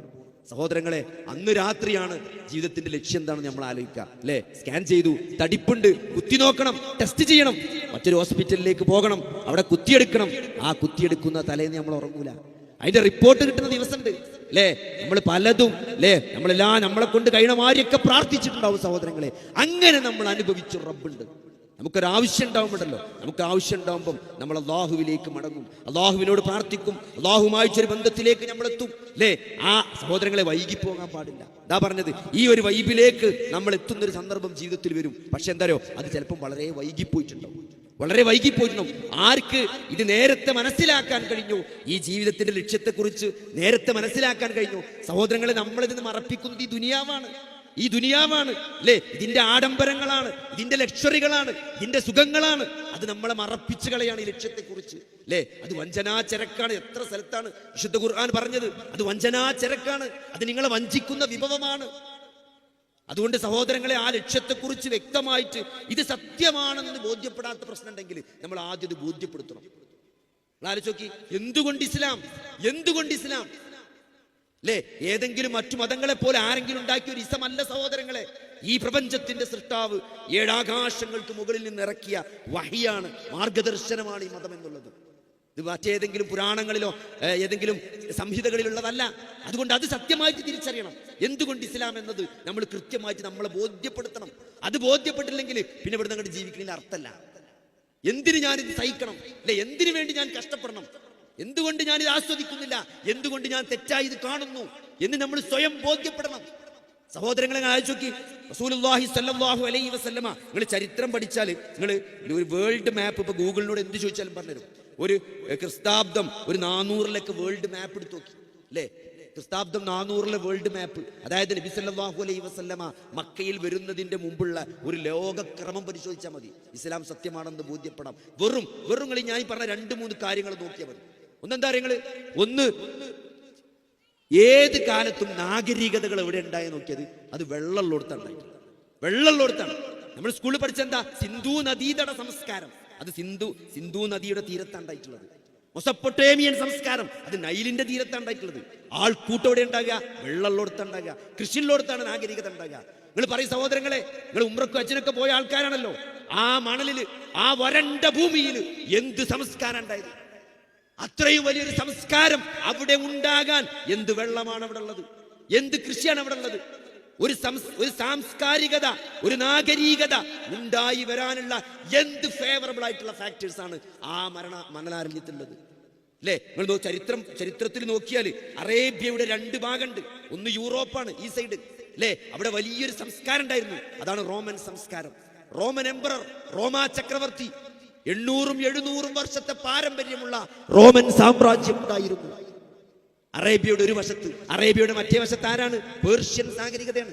പേർഷ്യൻ നാഗരികതയാണ്. ഇതേപോലെ എത്രയോ വർഷത്തെ, നൂറ്റാണ്ടുകളുടെ പഴക്കമുള്ള, ലക്ഷക്കണക്കിന് ചതുരശ്ര കിലോമീറ്റർ അടക്കി വാണിരുന്ന രണ്ട് വലിയ സാമ്രാജ്യ ശക്തികൾക്ക് നടുവിലുണ്ടായ, ആരും ശ്രദ്ധിക്കപ്പെടാതെ പോയ, ഒരു കൃഷിയില്ലാത്ത, ഒരു പോസിറ്റീവായിട്ട് ഒന്നും പറയാൻ പറ്റാത്ത, 2 നാഗരികതകളും തിരിഞ്ഞു നോക്കാത്ത, 2 സാമ്രാജ്യ ശക്തികളും തിരിഞ്ഞു നോക്കാത്ത ഒരു വരണ്ട ഭൂമി. അതാണ് അറേബ്യ. ആ അറേബ്യ സഹോദരങ്ങളെ, അവിടെ ഒരു നാഗരികതയുണ്ടായി. അതിന്റെ കാരണം എന്താണ്? വെള്ളമല്ല. എന്താണ്? അല്ലാഹു സുബ്ഹാനഹു വ തആല അവിടെ ഒരു പ്രവാചകനെ നിയോഗിച്ചു എന്നതാണ്. അല്ലേ? ഹിജ്റ 570 ഒരാൾ അവിടെ ജന്മം കൊണ്ടു എന്നതാണ്. ആരാണത്? മുഹമ്മദ് നബി സല്ലല്ലാഹു അലൈഹി വസല്ലമ. അല്ലേ? ഈ 2 നാഗരികതകളെയും അത് വിഴുങ്ങിക്കളയാണ്. എത്ര വർഷം കൊണ്ട് പഠിക്കണം, നമ്മൾ ചരിത്രം പഠിക്കണം. മൈക്കൽ എച്ച് ഹാർട്ട് തന്റെ 100 റാങ്കിങ് എന്ന പുസ്തകത്തിൽ ലോക ചരിത്രത്തെ സ്വാധീനിച്ച മഹൽ വ്യക്തികളായ 100 ആളുകളിലെ 1-ാം നമ്പർ മുഹമ്മദ് നബി സല്ലല്ലാഹു അലൈഹി വസല്ലമയായി പ്രഖ്യാപിക്കാനുള്ള കാരണം എന്താ? നിങ്ങൾ വെറും 23 വർഷത്തെ ജീവിതം കൊണ്ട് വലിയൊരു സംസ്കാരത്തെയാണ്, വലിയൊരു നാഗരികതയാണ് അവിടെ പടുത്തുയർത്തുണ്ടാക്കിയത്. ഞാൻ തമാശ പറയല്ല, ഇത് കഥല്ല സഹോദരങ്ങളെ, ഇത് ചരിത്രമാണ്. അഫീഫുൽ ഹിന്ദി എന്ന സഹാബി, അൻസാരിയായ വ്യക്തി, അല്ലേ? ഇമാം തബറാനി അദ്ദേഹത്തിന്റെ മുഅ്ജമിൽ പറയാണ്, ഹദീസിലുണ്ട്, ചരിത്രത്തിലുണ്ട്. ഇബ്നു ഹിശാം അദ്ദേഹത്തിന്റെ സീറയിൽ പറയാണ്. ആരാണ് അഫീഫുൽ ഹിന്ദി? അൻസാരിയാണ്. അദ്ദേഹം നബി സല്ലല്ലാഹു അലൈഹി വസല്ലമയുടെ മദീന കാലഘട്ടത്തിലാണ് മുസ്ലിം ആകുന്നത്. അദ്ദേഹം മക്കയിലേക്ക് ഇടയ്ക്ക് വരുമായിരുന്നു. കാരണം എന്താ അറിയോ? അദ്ദേഹത്തിന്റെ ഫ്രണ്ടായിരുന്നു അബ്ബാസ് ബിൻ അബ്ദുൽ മുത്തലിബ്. ചെറുപ്പത്തിലെ അദ്ദേഹത്തിന്റെ കൂട്ടുകാരനായിരുന്നു അബ്ബാസ് ബിൻ അബ്ദുൽ മുത്തലിബ്. അതുകൊണ്ട് അബ്ബാസ് ബിൻ അബ്ദുൽ മുത്തലിബിനെ കാണാൻ വേണ്ടി അഫീഫുൽ ഹിന്ദി ഇടക്കിടക്ക് മക്കത്ത് വരുമായിരുന്നു എന്നാണ് അദ്ദേഹം പറയാണ്. മുസ്ലിം ആയതിനു ശേഷം അദ്ദേഹത്തിന്റെ പഴയൊരു ചരിത്രം അദ്ദേഹം പറയാണ്. അങ്ങനെ ആ വന്ന സന്ദർഭത്തിൽ ഒരിക്കൽ അബ്ബാസിനെ അന്വേഷിച്ച് വീട്ടിൽ ചെന്നപ്പം അബ്ബാസ് റളിയല്ലാഹു അൻഹു വീട്ടിലില്ല. അപ്പോ അദ്ദേഹം മക്കയുടെ പരിസരത്ത്, കഅബയുടെ പരിസരത്ത് ഉണ്ടാവുമെന്ന് ആളുകൾ പറഞ്ഞതനുസരിച്ച് അദ്ദേഹം കഅബയുടെ അടുത്തേക്ക് വരികയാണ്. അവിടെ അദ്ദേഹത്തെ കാണുകയാണ്, അബ്ബാസ് റളിയല്ലാഹു അൻഹു കാണുക. അപ്പൊ അദ്ദേഹം മുസ്ലിം ആയിട്ടില്ല, കുറെ കാലങ്ങൾക്ക് മുമ്പാണ്. അപ്പൊ അവരെങ്ങനെ ഒന്നിച്ച് അവിടെ സംസാരിച്ചിരിക്കുമ്പോൾ ആ കഅബയുടെ പരിസരത്ത് 3 ആളുകളെ പ്രത്യേക രൂപത്തിൽ കാണുകയാണ്. അപ്പൊ അദ്ദേഹം ചോദിക്കണം, ആരാണ് ഈ 3 ആളുകൾ? അല്ലെ, മുന്നിലൊരു പുരുഷനുണ്ട്, അതിൻ്റെ അടുത്തൊരു സ്ത്രീയുണ്ട്, ഒരു കുട്ടിയുണ്ട്. അപ്പോ അദ്ദേഹം ചോദിച്ചപ്പോൾ പറഞ്ഞു, ആ മുന്നിൽ നിൽക്കുന്ന ആള് എൻ്റെ ഒരു സഹോദരൻ മരിച്ച അബ്ദുള്ള ഉണ്ട്, അദ്ദേഹത്തിന്റെ മകൻ മുഹമ്മദാണ്. എൻ്റെ ഒരു സഹോദരൻ മരിച്ച അബ്ദുള്ള, അദ്ദേഹത്തിന്റെ മകൻ മുഹമ്മദാണ്. അദ്ദേഹത്തിന്റെ കൂടെയുള്ളത് ഖദീജ എന്ന അദ്ദേഹത്തിന്റെ ഭാര്യയാണ്. ആ കുട്ടി ഉണ്ടല്ലോ, അത് എൻ്റെ മറ്റൊരു സഹോദരൻ അബൂ ത്വാലിബ് ഉണ്ട്, അദ്ദേഹത്തിന്റെ മകൻ അലിയാണ്. എന്നിട്ട് അദ്ദേഹം പറയണേ, ഇവർ 3 ആളും പുതിയൊരു ക്യാമ്പയിനായിട്ട് വന്നിട്ടാണ്. നിങ്ങൾ ആലോചിച്ച് നോക്കി, ഇത് ഉണ്ടായതാണ് 1450 വർഷം മുമ്പ് കഅബയുടെ പരിസരത്ത് നടന്നൊരു ചർച്ചയാണത്. ഈ 3 ആൾക്കാരുണ്ടല്ലോ, ഇവർ പുതിയൊരു ക്യാമ്പയിനായിട്ട് വന്നതാണ്. നമ്മൾ ആരാധിച്ചു കൊണ്ടിരിക്കുന്ന ആരാധ്യ വസ്തുക്കൾ, അല്ലേ, ലാത്ത മനാത്ത, അങ്ങനെ കുറെ വിഗ്രഹങ്ങളെയാണ് അവർ ആരാധിച്ചു കൊണ്ടിരുന്നത്. അവർക്ക് അല്ലാഹുവിനെ അറിയാം, അല്ലേ? ഈ പ്രപഞ്ചത്തെ സൃഷ്ടിച്ചത് അല്ലാഹുവാണ്, ഈ പ്രപഞ്ചത്തെ സംവിധാനിച്ചത് അല്ലാഹുവാണ്, മഴ പെയ്യിക്കുന്നത് അല്ലാഹുവാണ്, അല്ലേ? റബ്ബ് അല്ലാഹുവാണെന്ന് അവർക്കറിയാം. പക്ഷേ അവർ ആരാധനയിൽ ഉലൂഹിയത്തിന്റെ, അവർ ഉബൂദിയത്തിന്റെ കാര്യം വരുമ്പം അല്ലാഹുവിനെ മാത്രമേ ആരാധിക്കാവൂ, അല്ലാഹുവിനോട് മാത്രമേ പ്രാർത്ഥിക്കാവൂ എന്ന കാര്യം വരുമ്പം അവരതിൽ പങ്കു ചേർക്കും. അതാണ് അവരുടെ കുഴപ്പം. അല്ലാഹുവിനെ അവർക്കറിയാം, പ്രപഞ്ചം സൃഷ്ടിച്ചത്, മഴ പെയ്യിക്കുന്നത്, മരിപ്പിക്കുന്നത് ഇതൊക്കെ അല്ലാഹുവാണെന്ന് അവർക്കറിയാം. പക്ഷേ ചെറിയ ചെറിയ കാര്യങ്ങൾക്ക് അവർ ലാത്തനെയും മനാത്തനെയുമാണ് ആരാധിച്ചിരുന്നത്, അല്ലേ? അതുകൊണ്ട് നമ്മൾ ആരാധ്യ വസ്തുക്കളെ മുഴുവൻ നിഷേധിച്ച് അല്ലാഹുവിനെ മാത്രമേ ആരാധിക്കാൻ പാടുള്ളൂ എന്നുള്ള പുതിയൊരു ക്യാമ്പയിനുമായിട്ട് വന്ന ആളുകളാണ് ഈ 3 ആളുകൾ. എന്നിട്ട് അദ്ദേഹം പറയാണ്, വല്ലാഹി ഇന്ന് ഈ ഭൂമുഖത്ത് ഒരു 3 ആൾ മാത്രമേ ഉള്ളൂ, ഒരാളെ പോലും അവർക്ക് കിട്ടിയിട്ടില്ല. സഹോദരങ്ങളെ, ആ 3 ആളിൽ നിങ്ങൾ ആലോചിച്ച് നോക്കി. 2025 ഞാനിവിടെ പ്രസംഗിക്കുമ്പം മുസ്ലിം ജനസംഖ്യ 200 കോടിയിലേക്ക് അടുക്കാൻ പോവുകയാണ്. 200 കോടിയിലേക്ക് അടുക്കാൻ പോവാണ്. 3 ആളിൽ നിന്ന് തുടങ്ങി 200 കോടിയിലേക്ക് എത്തണമെങ്കിൽ അതെങ്ങനെയാണ് സഹോദരങ്ങളെ? നബി സല്ലല്ലാഹു അലൈഹി വസല്ലമ എന്ന വ്യക്തിനെ നമ്മൾ കണ്ടിട്ടില്ല, കേട്ടിട്ടില്ല, അറിഞ്ഞിട്ടേ ഉള്ളൂ. പക്ഷെ കാണാതെ കേൾക്കാതെ ഒരാൾക്ക് എങ്ങനെയാണ് സ്വന്തം പിതാവിനെക്കാളും സ്വന്തം മാതാവിനെക്കാളും സ്വന്തം മക്കളെക്കാളും മുഹമ്മദ് നബി സല്ലല്ലാഹു അലൈഹി വസല്ലമയെ സ്നേഹിക്കാൻ സാധിക്കുന്നത് എന്തുകൊണ്ടാണ്? അതാണ് ഈമാൻ, അതാണ് വിശ്വാസം. അങ്ങനെ നമുക്ക് ഈ പ്രവാചകനെ കാണാൻ സാധിച്ചത് എന്തുകൊണ്ടാണ്? ഈ പ്രവാചകനെ നമ്മൾ പ്രവാചകനായി അംഗീകരിക്കുന്നത് കൊണ്ടാണ്, അല്ലേ? റോൾ മോഡലായി അംഗീകരിക്കുന്നത് കൊണ്ടാണ്. അദ്ദേഹം പറഞ്ഞു 23 വർഷം കൊണ്ടാണ് പ്രവാചകൻ അവരെ മാറ്റിയെടുത്തത്. സഹോദരങ്ങളെ, ആരാണ് ഉമർ റളിയല്ലാഹു അൻഹു? ആരാണ് ഉമർ റളിയല്ലാഹു അൻഹു? ജാഹിലിയത്തിൽ സ്വന്തം മകളെ കുഴിച്ചിടാണ്. പെൺകുട്ടി പിറന്നാൽ അത് അപമാനമാണെന്ന് വിശ്വസിച്ച ജനത, അല്ലേ? എന്നിട്ട് പെൺകുട്ടികളെ ജീവനോടെ കുഴിച്ചുമൂടാ. ഉമർ റളിയല്ലാഹു അൻഹു പറയുന്നുണ്ട്, അല്ലേ? സ്വന്തം മകള് കുഴിച്ചുമൂടാൻ വേണ്ടി ഉമർ റളിയല്ലാഹു അൻഹു ഇങ്ങനെ കുഴി കുത്തിക്കൊണ്ടിരിക്കുകയാണ്. ആ കുഴി കുത്തുമ്പോൾ ആ തെറിക്കുന്ന മണ്ണുണ്ടല്ലോ, അത് താടിയിലേക്ക് ഇങ്ങനെ ആവുമ്പോ ആ മോളത് തട്ടിക്കൊടുക്കാണ്. നിങ്ങൾ ആലോചിച്ച് നോക്കി, സ്വന്തം മകളെ കുഴിച്ചിടാലെ കുഴി കുത്തുമ്പോ ആ കുഴിയിൽ നിന്ന് തെറിക്കുന്ന മണ്ണുണ്ടല്ലോ, അതിങ്ങനെ തട്ടിക്കൊടുക്കുന്ന ഒരു മകളെ ആ കുഴിയിൽ വെച്ച് പോകുന്ന മനുഷ്യനാണ് ആര്? മഹാനായ ഉമർ ഇബ്നു ഖത്താബ് റളിയല്ലാഹു അൻഹു. എന്തിനു വേണ്ടി? നാളെ അങ്ങാടിയിലേക്ക് ചെല്ലുമ്പോൾ ആളുകൾ പറയും, ഓന് നാണക്കേടാണ്, ഓന് ധൈര്യമില്ലാത്തവനാണ് എന്ന് ജനങ്ങൾ പറയുമെന്ന് പേടിച്ചിട്ട്. സഹോദരങ്ങളെ, ആ ഉമറിനെ മാറ്റി, അല്ലേ? ഉമർലാന് കുത്തേറ്റ് കിടക്കുകയാണ്. ഉമർലാന് സുബഹിസ്കാരത്തില് കുത്തുകൊണ്ട് കിടക്കുകയാണ്. അന്ന് വലിയ വലിയ ആസ്പത്രി ഇല്ല, അല്ലേ? വലിയ ചികിത്സാ സംവിധാനങ്ങളില്ല.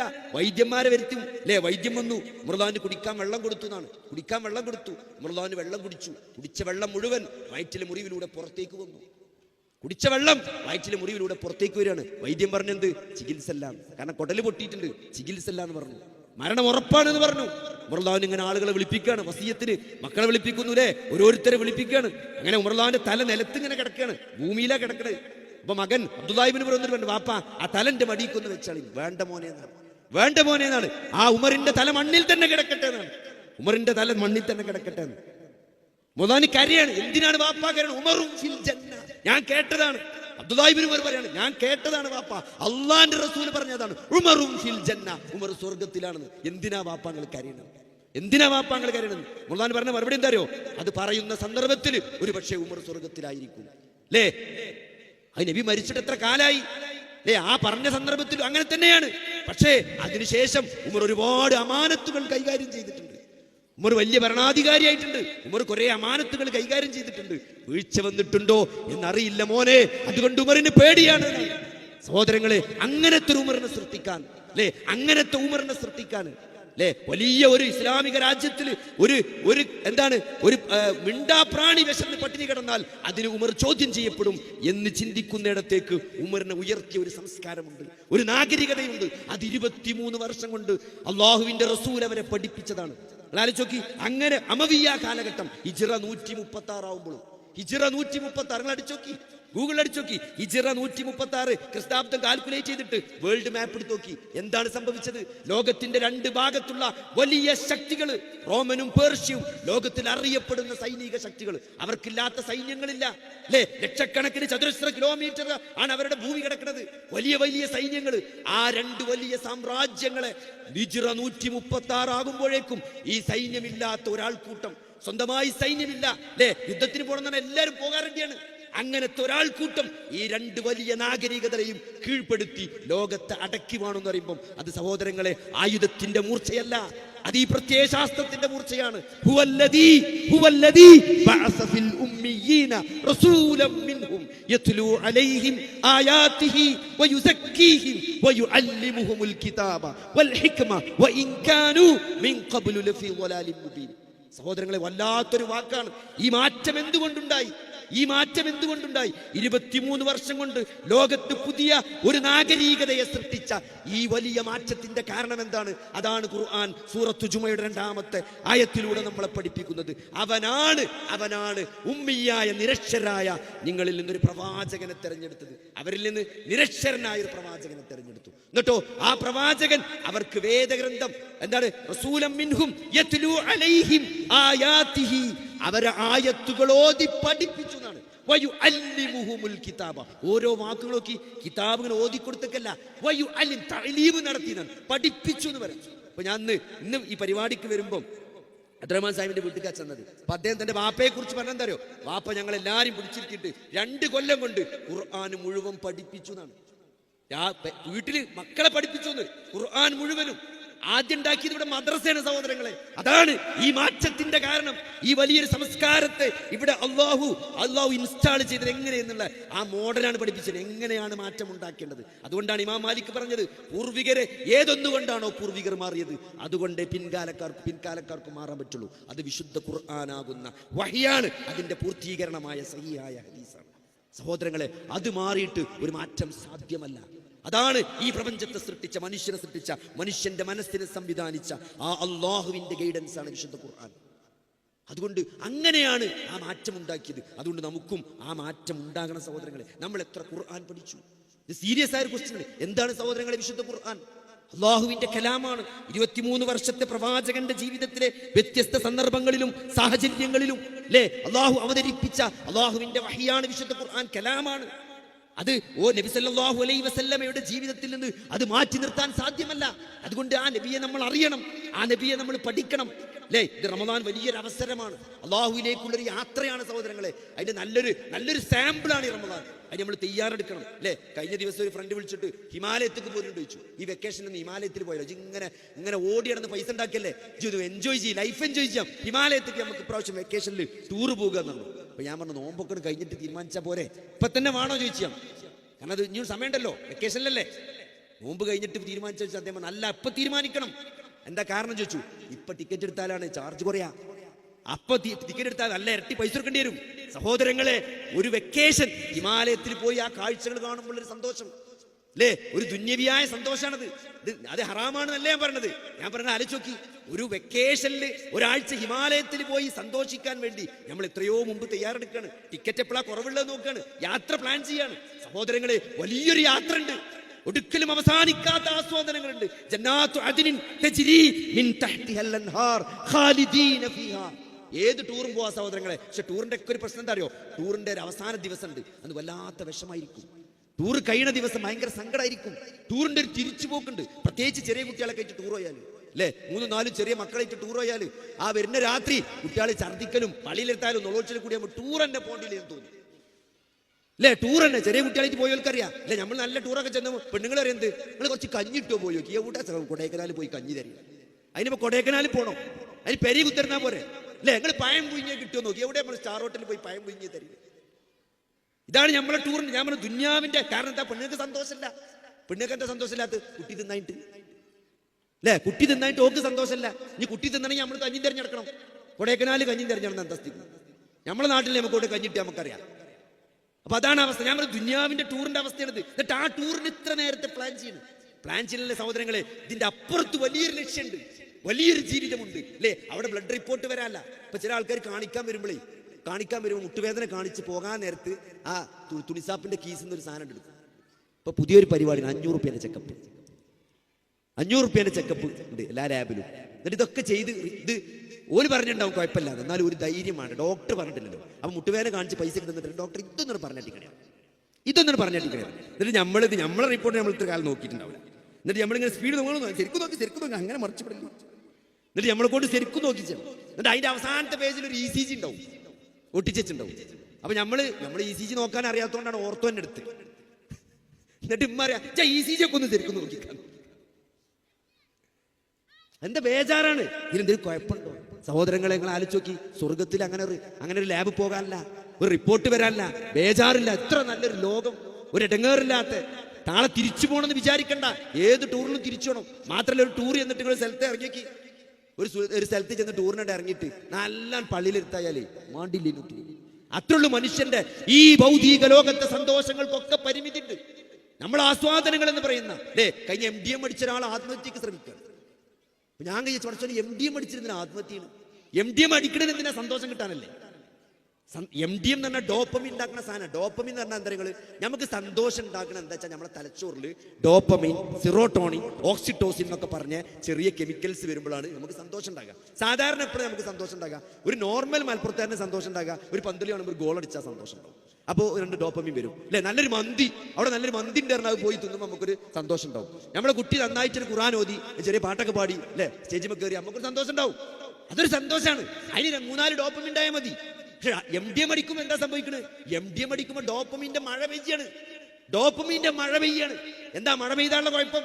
വെള്ളപ്പൊക്കം വന്നാൽ പിന്നെ വരൾച്ച വരും, വരൾച്ച വരും, മഴ കൂടുതൽ പെയ്താൽ പിന്നെ ഡോപ്പമിൻ ഇറങ്ങാണ്ടാവില്ല, പിന്നെ ഒരു ബിരിയാണിക്ക് സന്തോഷം ഉണ്ടാവില്ല അല്ലേ. ഒരു റീൽസ് വന്നു അല്ലേ. നമ്മള് കഴിഞ്ഞ ദിവസം ഒരു സുഹൃത്ത് ഇങ്ങനെ ഒന്നിച്ച് യാത്ര ചെയ്യാം, മൂപ്പരിനോട് പറയണേ ഞാൻ ഇപ്പോൾ ഒരു പോസ്റ്റ് ഇടും FB ആണ് ഫേസ്ബുക്ക്, കുട്ടിയൊക്കെ ഇപ്പൊ ഇൻസ്റ്റന്റ് കാലാണ്, ഞങ്ങളെ ജനറേഷനിലാണ് ഈ ഫേസ്ബുക്ക് വരുന്ന സാധനം. FB ഒരു പോസ്റ്റ് ഇടും, 1 മണിക്കൂർ കൊണ്ട് എനിക്കൊരു 1000 ലൈക്ക് കിട്ടും, ഞാൻ കാണിച്ചു തരാം. 1 മണിക്കൂർ കൊണ്ട് മൂപ്പർക്ക് 1000 ലൈക്ക് കിട്ടണ കാണിച്ചു തരും.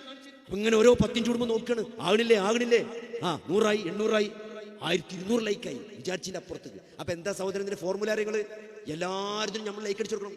മൂപ്പര് ഇടക്കിടക്കുള്ള പണി എന്താ അറിയോ? ഇതിങ്ങനെ തുറക്കുക, ലൈക്ക് അടിച്ചു കൊടുക്കുക, എന്താന്ന് കൂടി നോക്കണില്ല, അങ്ങനെ ലൈക്ക് അടിച്ചു കൊടുക്കുക. അപ്പൊ അങ്ങനെ ലൈക്ക് അടിച്ചാൽ നമ്മൾക്ക് ലൈക്ക് കിട്ടും അല്ലേ. ഒരാളെ പരിചയപ്പെട്ടു, വലിയ വിദേശ രാഷ്ട്രത്തിൽ പരിചയപ്പെട്ട ഒരാൾ വലിയൊരു ബൈക്ക് വെച്ച് വന്നു. അപ്പൊ നമ്മുടെ നാട്ടിൽ ഈ വലിയതൊക്കെ ഒരു പുളിച്ചിയൊക്കെ എന്ന് പറയാം, ഞങ്ങൾ ഇവിടെ അരികോട്ട് എന്താ പറയാറില്ല, മഞ്ചേരിയൊക്കെ പുളിച്ചിയൊക്കെ എന്ന് പറയാം. 18 ലക്ഷത്തിന്റെ എന്തോ വലിയ ബൈക്കാണ് അത്ര. അപ്പൊ എനിക്ക് മനസ്സിലായത് സംഭവം വലിയ ബൈക്കാണ്. അപ്പൊ ഞാനോട് ചോദിച്ചോ ഒന്നുകൂടി മേലെ കയറും. അപ്പൊ ഞാൻ ചോദിച്ചില്ല, ഞാൻ ബൈക്കന്നെ കാണാത്ത മാതിരി. അപ്പൊ പരിചയപ്പെട്ട് ചോദിച്ചപ്പോൾ ഇവരുടെ ഇൻസ്റ്റയിൽ അക്കൗണ്ട് ഉണ്ടോ ആദ്യം ചോദിച്ചത്. സാധാരണ മനുഷ്യന്റെ പേര് നിങ്ങളെ പേരോടെ മഞ്ചേരി എഴുതി വാർത്ത ആ പള്ളിന്റെ അവിടെ സ്കൂളിന്റെ അവിടെ നമ്മളോട് അങ്ങനെ ചോദിച്ചാൽ ചോദിച്ചാൽ ഇൻസ്റ്റയിൽ അക്കൗണ്ട് ഉണ്ടോ? ഇൻസ്റ്റയിൽ അക്കൗണ്ട് സത്യത്തിൽ ഇൻസ്റ്റയിൽ അക്കൗണ്ടിന്റെ പേരെന്താന്ന് തന്നെ അറിയില്ല, അക്കൗണ്ടൊക്കെ ഉണ്ട്. അങ്ങനെ ഞാൻ തപ്പി പിടിച്ച് പറഞ്ഞു കൊടുത്തു. അങ്ങനെ മൂപ്പര് ഇൻസ്റ്റാഗ്രാമിൽ എൻ്റെ അക്കൗണ്ട്, നല്ല വ്യൂവേഴ്സ് ഉണ്ടല്ലോ, നല്ല ലൈക്ക് ഉണ്ടല്ലോ, നല്ല ഷെയർ ഉണ്ടല്ലോ, നല്ല ആളാണല്ലോ. അപ്പൊ അതാണ് നല്ല ആള് പറഞ്ഞത്. നമുക്ക് നല്ല അക്കൗണ്ടിൽ വ്യൂവേഴ്സ് ഉണ്ട്, നമുക്ക് ഷെയർസ് ഉണ്ട്, ലൈക്ക് ഉണ്ട്, അങ്ങനത്തെ ആൾക്കാരാണ് നല്ല ആള്. ഇപ്പൊ ഒരു ഹോട്ടലിൽ പോയി നല്ല ഭക്ഷണം കഴിച്ചാൽ ഇപ്പോൾ സഹോദരങ്ങളെ, ഇപ്പൊ പണ്ടൊക്കെയാണെങ്കിൽ നമ്മൾ ബിരിയാണി വന്ന് ഒരു സാധനം ഓർഡർ ചെയ്താൽ അത് എത്തുമ്പോഴത്തേന് തീർന്നുണ്ടാവും, അടുത്ത് വരുമ്പോൾ ഇത് തീർന്നുണ്ടാവും. അങ്ങനെ പണ്ടൊക്കെ ഹോട്ടലിൽ കയറിയാൽ. ഇപ്പൊ ഹോട്ടലിൽ കയറി ആരും തിന്നില്ല, അഗ്നി ആരാധകർ നിൽക്കണമാരി ഇങ്ങനെ നിൽക്കുക. ആദ്യം ഓളെ ഫോണിലൊരു ഫോട്ടോ എടുക്കും, പിന്നെ പുക പൊന്തുന്ന വേറെ ഫോട്ടോ, എല്ലാവരും ഫോട്ടോ എടുക്കുന്ന കഴിഞ്ഞിട്ട് തിന്നാൻ പറ്റുള്ളൂ. ഞാൻ പറഞ്ഞത് അങ്ങനെ കാലഘട്ടമാണ്, ആയിക്കോട്ടെ കുഴപ്പമില്ല. പക്ഷെ എന്താ നമ്മൾ റിയാലിറ്റിന്ന് മാറിപ്പോകാൻ പാടില്ല. ഇതൊക്കെ ആയിക്കോട്ടെ, ഹലാലായതിന് നമ്മൾ എതിരല്ല. പക്ഷെ എന്താ പറയുക, ജീവിതത്തിന്റെ ലക്ഷ്യത്തെക്കുറിച്ച് നമ്മളെ മറപ്പിച്ചു കളയും. അതാണ് ഇതിന്റെയൊക്കെ പ്രശ്നം. ഒരു പാട്ട് കേട്ടാൽ എന്താ പ്രശ്നം? പാട്ട് കേൾക്കണില്ലല്ല സഹോദരങ്ങളെ പ്രശ്നം. പാട്ട് കേട്ട മനസ്സിന് ഖുർആൻ ആസ്വദിക്കാൻ കഴിയില്ല, അങ്ങനെ പ്രശ്നമുണ്ട്. പാട്ടിങ്ങനെ കേട്ടുകൊണ്ടിരുന്ന ഖുർആനോട് താല്പര്യം ഉണ്ടാവില്ല. അപ്പൊ അതുകൊണ്ട് ഇതൊക്കെ പ്രശ്നങ്ങൾ അതാണ്. അതുകൊണ്ട് നമ്മളെ ജീവിതത്തിന്റെ ഒരു ലക്ഷ്യമുണ്ട്, അതിൽ നമ്മൾ മറന്നു പോകാൻ പാടില്ല അല്ലേ. ആ ലക്ഷ്യത്തിലെ ഓർമ്മിപ്പിക്കുന്നതായിരിക്കണം നമ്മൾ ഓരോ കാര്യങ്ങളും. ആ ലക്ഷ്യത്തെക്കുറിച്ച് നമ്മൾ ഓർമ്മപ്പെടുത്തിക്കൊണ്ടേയിരിക്കണം. കാരണം പിശാച് വലിയ സെറ്റപ്പുമായിട്ട് ആലോചിച്ച് മനുഷ്യനെ വഴിപിഴപ്പിക്കാനുള്ള സകല സംവിധാനങ്ങളും ഒരുക്കിക്കൊണ്ടാണ് പിശാച് നിൽക്കുന്നത്. നമ്മുടെ ശത്രു ചെറിയവനല്ല, നമ്മളെ എങ്ങനെ വീഴ്ത്തണമെന്നറിയാം. നമ്മളെ പൂർവ്വപിതാവിനെ ആദം നബിയെ സ്വർഗത്തിന് പുറത്താക്കിയാണോ? നമ്മളെക്കാൾ കൂടുതൽ എക്സ്പീരിയൻസ് ഉള്ള തന്ത്രങ്ങൾ അറിയുന്നവനാണ് നമ്മുടെ എതിരാളി എന്ന ബോധം നമുക്ക് വേണം. വിശുദ്ധ ഖുർആൻ അങ്ങനെ തന്നെയാണ്, നിങ്ങൾ അവനെ ശത്രുവായി തന്നെ കാണണമെന്നാണ്. അതുകൊണ്ട് ഈ വഞ്ചനാ ചരക്കായ ദുനിയാവും അതിന്റെ വൈബുകളൊക്കെ എന്താ അറിയോ, നമ്മളെ ജീവിതത്തിന്റെ ലക്ഷ്യത്തിൽ നിന്ന് തെറ്റിച്ച് കളയും. അതുകൊണ്ട് അത് നിരന്തരം ഓർമ്മപ്പെടുത്തിക്കൊണ്ടിരിക്കണം. ഇത് ഒരു മഹല്ലിലെ ആളുകൾ എന്ന നിലക്ക് പ്രത്യേകിച്ച് പറയാനുള്ള സഹോദരങ്ങളെ, നമ്മളെ കുടുംബ സംവിധാനങ്ങൾ ഇതൊക്കെ വലിയ അജണ്ടയുടെ ഭാഗമായിട്ട് പൊളിച്ചെഴുതിക്കൊണ്ടിരിക്കുകയാണ് അല്ലേ. കുടുംബം ഇപ്പൊ കല്യാണം കഴിഞ്ഞ ദിവസം ഒരു +2 ടീച്ചർ പറയാണ്, അദ്ദേഹം പറയണേ എന്റെ ക്ലാസ്സിൽ 32 കുട്ടികളുണ്ട്, പെൺകുട്ടികൾ 32 കുട്ടികളും പറഞ്ഞു കല്യാണം കഴിക്കണില്ല. നിങ്ങൾ ആലോചിച്ച് വലിയ ദുരന്തത്തിലേക്കാണ് പോകുന്നത്, 32 പെൺകുട്ടികളും പറഞ്ഞു കല്യാണം കഴിക്കാൻ താല്പര്യമില്ല. ആരാണ് സഹോദരങ്ങളെ? നമ്മളെ നാട്ടിലെ നമ്മളെ വളർത്തുന്ന നമ്മളെ പെരിന്ന് പോണ പെൺകുട്ടികളെ പറയണേ. എന്തുകൊണ്ട്? നമുക്ക് പങ്കുണ്ടോ നമ്മൾ ആലോചിക്കണം. നമ്മളിങ്ങനെ പറയാം, എന്റെ വാപ്പാനെ കെട്ടിയത് മുതൽ എന്റെ കഷ്ടകാലം തുടങ്ങി, ഇതല്ലേ നമ്മളെ മോള് കേൾക്കണത് അല്ലേ. എന്റെ വാപ്പാനെ കെട്ടിയത് മുതൽ എന്റെ കഷ്ടകാലം ഞാൻ ഭയങ്കര നല്ല പഠിച്ച ആളായിരുന്നു, അല്ലെങ്കിൽ നമ്മൾ വർത്താനം കേട്ടത് തോന്നുന്നു ഉമ്മ കലക്ടറാകേണ്ട ആളാണ്, വാപ്പ കെട്ടിയോണ്ട് ഉമ്മ കലക്ടറാകാതെ പോയതാണ്. അതല്ലേ കുട്ടി കേൾക്കണേ. അല്ലെങ്കിൽ അപ്പുറത്തെ അയൽപക്കത്തെ ആളുടെ അവിടുത്തെ ബന്ധങ്ങളിലെ അവിടുത്തെ വിവാഹ ജീവിതത്തിലെ തകർച്ച, താത്താന്റെ മാപ്പിളിന്റെ പ്രശ്നങ്ങൾ, ഇതൊക്കെ ഇങ്ങനെ ഡിസ്കസ് ചെയ്യാണ്, മൈക്രോ ഡീറ്റെയിൽസ് ഡിസ്കസ് ചെയ്യാണ്. വിവാഹത്തോട് മടുപ്പനുഭവപ്പെടാണ്. സഹോദരങ്ങളെ, കുടുംബ ജീവിതത്തിന്റെ സന്തോഷങ്ങളാണ് പറഞ്ഞു കൊടുക്കേണ്ടത്, അതിന്റെ പോസിറ്റീവാണ് പറയേണ്ടത്. അതിന്റെ നെഗറ്റീവ് ഇങ്ങനെ അത് ഈ സോഷ്യൽ മീഡിയ മൊത്തം അതിനാണ് റീച്ചുള്ളൂ അല്ലേ. ഒരു തട്ടട്ട പെൺകുട്ടി വിവാഹത്തെ പറ്റി മോശമായി പറയുമ്പോൾ അതിനാണ് റീച്ച് കിട്ടുക. അത് പ്രചരിപ്പിക്കാൻ ഇവിടെ ആളുകളുണ്ട്. സഹോദരങ്ങളെ, നമ്മൾ ദീനിന്റെ ആളുകളാണ്, അള്ളാഹുവിന്റെ മതത്തിന്റെ ആളുകളാണ്, മരണത്തിന് ശേഷം ജീവിതമുണ്ട് എന്ന് വിശ്വസിക്കുന്നവരാണ്. വിചാരണ ചെയ്യപ്പെടും, ഓരോ വാക്കും വിചാരണ ചെയ്യപ്പെടും. അതുകൊണ്ട് സഹോദരങ്ങളെ, നമ്മൾ ഇത് കൃത്യമായിട്ട് മനസ്സിലാക്കണം. നമ്മളെ കുടുംബ സംവിധാനങ്ങൾ അത് വലിയ അജണ്ടയുടെ ഭാഗമായിട്ട് അത് നശിപ്പിക്കപ്പെട്ടുകൊണ്ടിരിക്കുകയാണ്. അതിൽ നമുക്ക് കൃത്യമായ റോളുണ്ട്. അതുകൊണ്ട് നമ്മൾ അതിൽ കൃത്യമായൊരു മഹൽ എന്ന നിലക്ക് നമ്മൾ ഈ ചലഞ്ചുകൾ കൃത്യമായിട്ട് മനസ്സിലാക്കാൻ. ഇവിടെ എല്ലാം നോർമലൈസ് ചെയ്യുന്ന ഒരു അവസ്ഥ. എന്താ നോർമലൈസ് ചെയ്യാൻ അറിയാം? ഒരു കിഡ്നി രോഗിന്റെ നമ്മളെ വീട്ടിൽ വിചാരിച്ചു, അയാൾ ഡയാലിസിസ് ആകുമ്പോഴത്തേന് അയാൾക്ക് ശ്വാസം മുട്ടും, ശ്വാസം മുട്ടും, ഭയങ്കര വേദനയായിരിക്കും, എല്ലിനൊക്കെ മാറ്റങ്ങൾ ഉണ്ടാവും, തൊടുമ്പോ വേദന, നടക്കാൻ പറ്റില്ല, പിന്നെ അയാൾ മാനസിക വിഷമം ഉണ്ടാവും. അയാൾക്ക് ഒരു മനുഷ്യനെ കൊണ്ട് ഒരു കുടുംബം അങ്ങനെ കുടുങ്ങി നിൽക്കുകയാണ്. എന്നും ഒന്നരാടം ഡയാലിസിസ് ഉണ്ടോ. ആദ്യമൊക്കെ ഭാര്യനെ കാണാൻ പറ്റും. ഡയാലിസിസ് സെന്ററിലൊക്കെ നമ്മൾ വർക്ക് ചെയ്യുമ്പോൾ മനസ്സിലാവും. ആദ്യം ഭാര്യയെ കൊണ്ടുവരിക, തുടക്കത്തിലൊക്കെ എല്ലാവരും ഉണ്ടാവും, എല്ലാവരും ഉണ്ടാവും. പിന്നെ അങ്ങനെ 2-3 കൊല്ലാവുമ്പോൾ ആള് മാറും. പിന്നെ ഉമ്മയ്ക്കാരുണ്ടാകുക. അപ്പൊ എന്താ ഭാര്യ വരാത്ത? ഭാര്യ ജോലിക്ക് പോവുകയാണ്, കുറ്റം പറയാൻ പറ്റൂല, ഭാര്യ ജോലിക്ക് പോവുകയാണ്. അപ്പൊ ഇയാൾ കടുത്ത മാനസിക സംഘർഷത്തിലായിരിക്കും. അപ്പോ ഒരു ഡയാലിസിസ് ആകുമ്പോഴത്തിന് ഇയാൾക്ക് പ്രയാസങ്ങളുണ്ടാവും, മൂത്രം പോകാത്തിന്റെ വിഷമം, വേദന, നീര് വന്നിട്ട് ശ്വാസം കിട്ടായി, ഇയാൾ ഇങ്ങനെ ഒഴിച്ചുകൊണ്ടിരിക്കും അല്ലേ. അയലോകത്തെ വീട്ടിലാണെങ്കിൽ ആദ്യം നമ്മൾ പോയി നോക്കും. അത് പിന്നെ നമ്മൾ പറയുന്നത് ഒച്ചയ്ക്കുമ്പോ അത് മൂപ്പരൊച്ചയാണ് അറിയും. അത് മൂപ്പര സ്ഥിരം ഉണ്ടാക്കണാണ്. നാളെ ഡയാലിസിസ് ഉണ്ട്, ഇന്ന് മൂപ്പരൊച്ച ഉണ്ടാക്കും, കാരണം ശ്വാസം മുട്ടാൻ തുടങ്ങിയിട്ടുണ്ടാവും അല്ലേ. മകൻ വരും, മരുവോള് വരും, ഓലൊക്കെ വന്ന് നോക്കും. കുറച്ച് ആരും വരാണ്ടാവും. ഇത് മൂപ്പർക്ക് സ്ഥിരമുള്ളതാണ്. അതാണ് നോർമലൈസ് ചെയ്യാറുണ്ട്.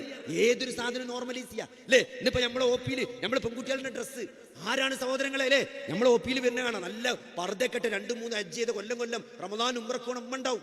മകളുണ്ടാവും ടൈറ്റ് ജീൻസും ടീഷർട്ടും ഒരു മഫ്തട്ടക്ക, ടൈറ്റ് ജീൻസ് ഇട്ടക്ക, ഒരു ടീഷർട്ട് ഇട്ടക്ക. സഹോദരങ്ങളെ, എന്ത് ഇസ്ലാമാണത്? ആ ഉമ്മ പറയണില്ല. ഉമ്മ നല്ല ഹിജാബ് ഉണ്ടാവും. നമ്മൾ പറഞ്ഞ അമ്മ പറയും, പറഞ്ഞു കൊടുക്കി ഡോക്ടറെ. ഡോക്ടർ അല്ല പറഞ്ഞു കൊടുക്കണ്ടേ, ഉമ്മാര് പറയണം. സഹോദരങ്ങളെ, എന്തിനാണ് മക്കളെ പേടിക്കണേ? പറയേണ്ട സമയത്ത് പറയണം സഹോദരങ്ങളെ. ദീന് പറയുന്ന വേണം. അവിടെയാണ് നമ്മളെ പ്രശ്നം. നിങ്ങളെ മഹലിലുള്ള ഈ മഹലിൽ താമസിക്കുന്നവരെ ആലോചിച്ചോക്കി, വലിയ മുൻഗാമികൾ നമുക്കുണ്ട് അല്ലെ. ദീന് പഠിപ്പിക്കണം, ദീന് പറയേണ്ടടുത്ത് പറയണം. അത് കുടുംബത്തിൽ തന്നെ നമ്മൾ പറയണം സഹോദരങ്ങളെ. അതുകൊണ്ട് ഇത്തരത്തിലുള്ള കാര്യം നോർമലൈസ് ചെയ്യപ്പെടാണ് ലിബറലിസം. പണ്ടൊക്കെ നമ്മൾ എന്താണ് ഈ സ്വയം വർഗ സ്വവർഗാനുരാഗം എന്നൊക്കെ പറയുമ്പോൾ അല്ലെ, ഹോമോസെക്ഷൽസ് എന്ന് പറയുമ്പോൾ അറപ്പൈനു വെറുപ്പൈനു. ഇന്ന് വിവാഹങ്ങൾ നടക്കുകയാണ്. കോടതി സ്വവർഗ വിവാഹത്തിന് അനുമതി കൊടുത്തിട്ടാണ്. ഒറ്റ മിനിറ്റ്.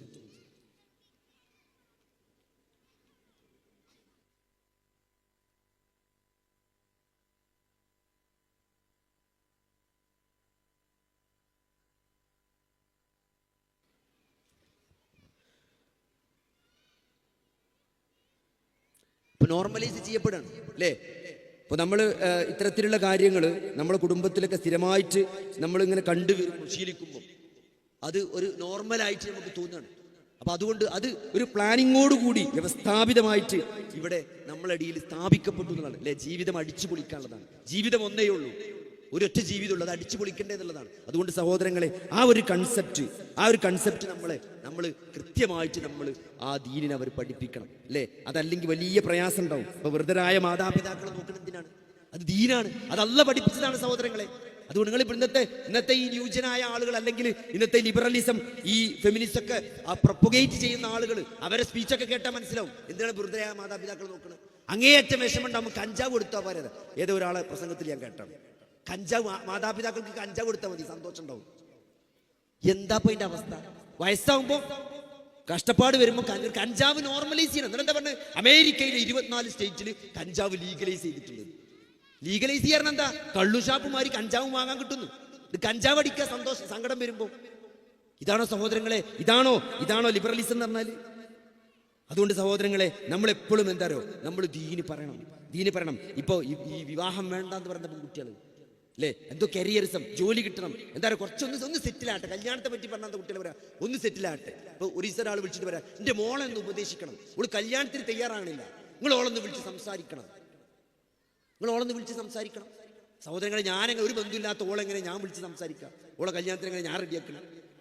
അപ്പൊ അതുകൊണ്ട് ഇതെന്താരോ, നമ്മൾ കല്യാണത്തെ പറ്റി പോസിറ്റീവായിട്ടുള്ള കാര്യങ്ങൾ, നെഗറ്റീവായ കാര്യങ്ങൾ പ്രചരിപ്പിക്കപ്പെടുന്നതിൽ നിന്ന് നമ്മളെങ്കിലും മാറി നിൽക്കണം സഹോദരങ്ങളെ. പോസിറ്റീവായിട്ട് പറയാൻ നമ്മൾ മുന്നോട്ട് വരണം. അതേപോലെ തന്നെ ഈ public reaction videos reaction videos ആളുകൾ യൂട്യൂബിൽ റീച്ച് ഇട്ടാൻ വേണ്ടി ചെയ്യുന്നതാണ്. എന്താണ്? ആൾക്കാരോട് ചോദിക്കുക, വിവാഹത്തിന് മുമ്പ് സെക്സിന് താല്പര്യമുണ്ടോ? കുട്ടികളോട് ചോദിക്കുക, എന്നിട്ട് തട്ടട്ട പെൺകുട്ടിയോട് ചോദിക്കുക, എന്നിട്ട് 1000 തട്ടട്ട പെൺകുട്ടിയോട് ചോദിച്ചിട്ടുണ്ടാവും. 999 പെൺകുട്ടികൾ പറഞ്ഞിട്ടുണ്ടാവും പറ്റൂലാന്ന്. ഒരു കുട്ടി പറഞ്ഞിട്ടുണ്ടാവും എന്ത്? അതെന്താ കുഴപ്പം? അത് വേണ്ടത് തന്നെയല്ലേ? എന്നിട്ടോ അത് ഓന്റെ ചാനലിടാ, കണ്ടോ ഒരു മുസ്ലിം കുട്ടി പറയുന്നത് നോക്കൂ. എന്നിട്ട് കാണണോ വിചാരിച്ചതൊക്കെ എല്ലാ മുസ്ലിം പെൺകുട്ടികളും ഇങ്ങനെയാണ് പറയണത്. എന്നിട്ട് അതിന്റെ അടിയിൽ കമന്റ് ഇങ്ങനെ കൊടുക്കുക. ഇത്തരത്തിൽ മോശമായ പബ്ലിക് റിയാക്ഷൻ വീഡിയോസ്, ഇതൊക്കെയാണ് നമുക്ക് ചുറ്റും നടന്നുകൊണ്ടിരിക്കുന്നത്. വിവാഹത്തിന് മുമ്പ് എന്താ സെക്സിന് കുഴപ്പം അല്ലേ? എന്താ കേട്ടാ തോന്നുന്നു സർബത്ത് എടുക്കണോ ചായ എടുക്കണോ എന്ന് ചോദിക്കുന്ന മാതിരിയാണ്. ബെസ്റ്റി എന്ന സാധനം ഉണ്ട്. ഇപ്പോൾ നമ്മുടെ ജീവിതത്തിൽ ഏറ്റവും ബെസ്റ്റ് ഫ്രണ്ടിനെ പറ്റി ബെസ്റ്റി എന്ന് പറയാം. അപ്പോൾ അതാണ് ആകെ പെണ്ണാകെ ആരെയും പറ്റും കേട്ടോ. ബെസ്റ്റിയുമായിട്ട് ലൈംഗിക ബന്ധത്തിന് താല്പര്യം, ഒരു ബെസ്റ്റി നിങ്ങളോട് ലൈംഗിക ബന്ധത്തിന് ചോദിച്ചാൽ ഞങ്ങൾ സമ്മതിക്കും? അപ്പൊ ഒരു മുസ്ലിം അങ്ങോട്ട് വരാം, അതിന്റെ മൂഡ് പോലെ വെക്കുന്നു. എന്താ അപ്പൊ നിന്റെ മൂഡ് പോലെ ഉണ്ടാവും? അപ്പൊ അത് പറയാം, എന്നിട്ട് ആ റിയാക്ഷൻ വീഡിയോ ഇടുക, എന്നിട്ട് എല്ലാവരും കാണുക. അപ്പൊ എല്ലാവരും ഇപ്പൊ അങ്ങനെയൊക്കെ തന്നെയാണ്. അതിലൊന്നും വലിയ അത്ഭുതമല്ല അല്ലേ? ഇതിലൊന്നും വലിയ അത്ഭുതം, ഇതൊക്കെ തന്നെയാണ് ഇവിടെ. അങ്ങനെ നല്ലവിടെ ഇവിടെ നന്നായി ചിന്തിക്കുന്നവരുണ്ട്, നന്നായി ചിന്തിക്കുന്ന ആളുകളുണ്ട്. അതുകൊണ്ട് എന്താ ഇതൊക്കെ നടക്കുന്നുണ്ടെന്ന് മനസ്സിലാക്കണം. അതുകൊണ്ട് സഹോദരങ്ങളെ, ദീന് ഇതിനൊക്കെ ഒരു പരിഹാരമുള്ളൂ, മതബോധം എന്നുള്ള പരിഹാരം മാത്രമേ ഉള്ളൂ. അതിനാണ് 1944 മദ്രസ ഉണ്ടാക്കിയത്. അതാണ് ഈ സംവിധാനങ്ങളൊക്കെയും അതിനു വേണ്ടിയുള്ളതാണ്. കൃത്യമായ മതബോധം, സൃഷ്ടാവിനെ പറ്റിയുള്ള ബോധം ഉണ്ടാകാൻ, ആ സൃഷ്ടാവിലേക്ക് മടക്കപ്പെടുമെന്നുള്ള ബോധം. ഈ 3 കാര്യമാണ് ഇസ്ലാം എന്ന് പറഞ്ഞാൽ. അള്ളാഹുവിനെ മാത്രം ആരാധിക്കുക എന്നുള്ളത്, അവനെ മാത്രം പരമേൽപ്പിക്കുക എന്നുള്ളത്. അതെപ്പോഴാണ് ആരാധിക്കുക? ആ അള്ളാഹുവിന്റെ നാമഗുണവിശേഷണങ്ങളിലൂടെ, പ്രവർത്തനങ്ങളിലൂടെ ഒരാൾ അള്ളാഹുവിനെ അറിഞ്ഞാൽ നിങ്ങൾ അള്ളാഹിനെ സ്നേഹിക്കും. അതാണ് റമദാൻ. അള്ളാഹുവിലേക്കുള്ള യാത്രയുടെ സാമ്പിൾ വെടിക്കെട്ടാണ് റമദാൻ. ആ റബ്ബിനെ അറിയാൻ, ആ റബ്ബിലേക്ക് ഒന്ന് അടുക്കാൻ, ആ റബ്ബിലേക്ക് ഇബാദത്ത് ചെയ്യാൻ, ആ റബ്ബിനെ സ്നേഹിക്കാൻ. അറിയുന്തോറും നമ്മൾ അള്ളാഹിനെ സ്നേഹിക്കും. ഒരു മരുഭൂമിയിൽ ഒരാൾ ഒറ്റപ്പെടുന്ന അവസ്ഥ അറബി നോവലിലൊക്കെ വായിക്കാൻ പറ്റും, അറബി കഥകളിലൊക്കെ കാണാൻ പറ്റും. ഒരു മരുഭൂമിയിൽ ഒരാൾ ഒറ്റപ്പെട്ടാൽ എന്താ അറബികൾ എന്താ ചെയ്യാറുകൾ? ഒരു കുഴി കുത്തിയിട്ട് അതിൽ ഇറങ്ങി കിടക്കുന്ന. എന്തിനറിയോ? മരണം ഉറപ്പാണ്. അതുകൊണ്ട് ഇനി മൃഗങ്ങൾ കൊത്തി വരിക്കാതിരിക്കാൻ നമ്മളൊരു കുഴി കുത്തുക, എന്നിട്ട് അതിൽ കിടക്കുക. കുറച്ച് കഴിഞ്ഞാൽ നമ്മൾ മരിക്കും, കാറ്റ് വന്ന് നമ്മളെ മറയത് പോയിക്കോളും, മണൽ വന്ന്. കാരണം ഇനി രക്ഷല്ല. അതാണ് മരുഭൂമിയിൽ കുടുങ്ങിയാലുള്ള അവസ്ഥ. വാഹനമല്ലാതെ കുടുങ്ങിയാൽ, ഒട്ടകം നഷ്ടപ്പെടുകയോ ചാകുകയോ ചെയ്താൽ ഒരാളുടെ അവസ്ഥ അതാണ്. എന്നിട്ട് അള്ളാന്റെ റസൂൽ പഠിപ്പിക്കുകയാണ്, ഒരാൾ മരുഭൂമിയിൽ യാത്ര ചെയ്യുമ്പോൾ ഒട്ടകം നഷ്ടപ്പെട്ടു. അങ്ങനെ ആള് വെള്ളമൊക്കെ ഭക്ഷണക്കൊട്ടകത്തിന്റെ മേലാണ്. ഇയാൾ അങ്ങോട്ടും ഇങ്ങോട്ടും കുറെ ഓടി തളർന്ന് ക്ഷീണിച്ച അവസാനം ബോധം കെട്ടുപോകുന്നു. എന്നിട്ട് കണ്ണു തുറന്നു നോക്കുമ്പം ആ ഒട്ടകന്റെ അടുത്ത് ഇങ്ങനെ വന്ന് നിൽക്കുന്നു. എന്തൊരു സന്തോഷം ഉണ്ടാവില്ല അയാൾക്ക്. അപ്പോൾ അനുഭവിക്കുന്ന ഒരു സന്തോഷമുണ്ട്, അതിനേക്കാൾ സന്തോഷമുണ്ട് അള്ളാഹുവിന് തന്റെ അടിമ അള്ളാഹുവിലേക്ക് ഖേദിച്ച് മടങ്ങുമെന്നാണ്. നിങ്ങൾ ആലോചിക്കുക, ഇതിനേക്കാൾ എങ്ങനെയാണ് പറഞ്ഞുതരാ? അത്രയും സ്നേഹിക്കുന്ന ഒരു അള്ളാഹുവിനെ കുറിച്ച്. എന്ത് ചെയ്ത തെറ്റ് മുഴുവൻ, ചെയ്ത അക്രമം മുഴുവൻ അള്ളാഹു പുറത്തു തരുന്നു മാത്രമല്ല, അള്ളാഹ്ക്ക് അത്രയും സന്തോഷം ഉണ്ടാകുകയാണ് നിങ്ങൾ അള്ളാഹുവിലേക്ക് മടങ്ങുമ്പോൾ. അങ്ങനത്തെ അള്ളാഹ് നമ്മൾ അറിഞ്ഞിട്ടുണ്ട് സഹോദരങ്ങളെ. ആ അള്ളാഹിനെ അറിഞ്ഞിക്കണമെങ്കിൽ എങ്ങനെ അള്ളാഹ് നിങ്ങൾ സ്നേഹിക്കാതെക്ക, എങ്ങനെ അള്ളാഹുവിനെ നിങ്ങൾ ആരാധിക്കാതെക്ക? അതാണ് ആരാധന എന്ന് പറഞ്ഞാൽ, അതാണ് അള്ളാഹുവിനോടുള്ള സ്നേഹം, അതാണ് അള്ളാഹുവിനെ പറ്റിയുള്ള അറിവ് എന്ന് പറഞ്ഞാൽ. അതിന്റെ സമയമാണ് ഈ റമദാൻ. അതുകൊണ്ട് നമ്മൾ കൃത്യമായിട്ട് അള്ളാഹുവിനെ അറിയണം, അള്ളാഹുവിന്റെ ദീന് പഠിക്കണം, അള്ളാഹിന്റെ റസൂലിനെ നിങ്ങൾ അറിയണം, അള്ളാഹിന്റെ റസൂലിനെ പഠിക്കണം. അതറിയുന്നതിലൂടെ സഹോദരങ്ങളെ ഇതിന് മാറ്റം ഉണ്ടാക്കാൻ പറ്റുള്ളൂ. ദീന് പഠിപ്പിക്കുമ്പോൾ മതബോധം ഉണ്ടാവുമ്പോൾ. അതുകൊണ്ട് നമ്മൾ മദ്രസ, അത് നിങ്ങളെ മക്കൾ ചിലപ്പോൾ ബാംഗ്ലൂരായിരിക്കും, ചിലപ്പോൾ അമേരിക്കയിലായിരിക്കും. ഇവിടെ കുറേ പണ്ടേ അരീക്കോട് എന്ന് പറഞ്ഞാൽ എൻ്റെ ചെറുപ്പത്തിലെ ഏറ്റവും വിദ്യാസമ്പന്നരുള്ള നാടാണ് അരീക്കോട് എന്ന് പറഞ്ഞാൽ. എവിടെ ലോകത്തിന്റെ ഏത് മൂലയിൽ നിങ്ങൾ പോയിട്ട് ഒരു മുസ്ലിമിനെ കണ്ടോ അരീക്കോട്ടുകാരനേക്കാരെന്നാ പറയാം. അത്രയും വിദ്യാസമ്പന്നരുള്ള നാടാണ് അരീക്കോട്. ഇതിനൊക്കെ ഒരു കാരണമുണ്ട് ഇവിടെ അല്ലേ സഹോദരങ്ങളെ? ഇന്ന് കുറേ ആളുകളുടെ ബന്ധുക്കൾ യൂറോപ്പിലും ബാംഗ്ലൂരും ഡൽഹിയിലൊക്കെ ഉണ്ട്. ഞാൻ പറഞ്ഞെന്താ സഹോദരങ്ങളെ, ഈ നിങ്ങളെ മഹല്ല അവിടെയൊക്കെ കിടക്കണം, ഇപ്പോ നിങ്ങളെ മക്കൾ അവിടെയാണ്. അതുകൊണ്ട് ഒരു നിബന്ധനകൾ വെക്കണം, ആഴ്ചയിൽ ഒരു മലയാളം ഖുത്ബ കേൾക്കണം, പോയി കേൾക്കാൻ പറ്റുമെങ്കിൽ കേൾക്കണം അല്ലേ? നല്ല തൗഹീദ് പറയുന്ന പള്ളിയിൽ ഒരു ആഴ്ചയിൽ ഒരു ഖുത്ബ കേൾക്കണം. ഈ സംവിധാനമല്ലേ ഓൺലൈൻ ആയിട്ടെങ്കിലും ആഴ്ചയിൽ ഒരു ദിവസം ഒരു ഖുത്ബ കേൾക്കണം, ഒരു ഖുത്ബെങ്കിലും. കാരണം അതിനാണ് അള്ളാഹു സുബ്ഹാനഹു വ തആല വെള്ളിയാഴ്ച ഖുത്ബ വെച്ചിട്ട് ആഴ്ചയിൽ ഒരിക്കലെങ്കിലും ഇത് കേട്ടാലേ അല്ലെങ്കിൽ ഇത് തെറ്റിപ്പോകും തീരും. പിന്നെ മദ്രസ സംവിധാനങ്ങൾ, നമ്മളെ കുട്ടികളെ മദ്രസയിൽ പഠിപ്പിക്കണം. മദ്രസയിൽ അത് ഇവിടെ അല്ലേ, ബാംഗ്ലൂരാണോ ഡൽഹിയിലാണോ നിങ്ങൾ സിംഗപ്പൂരാണോ, ഓൺലൈൻ മദ്രസയിൽ നാട്ടിലെ മദ്രസയിൽ ചേർക്കണം, ദീന് പഠിപ്പിക്കണം. അത് സംശയമില്ല. മതബോധം നൽകാതെ ഇതിൽ നിന്ന് രക്ഷപ്പെടാൻ സാധ്യമല്ല.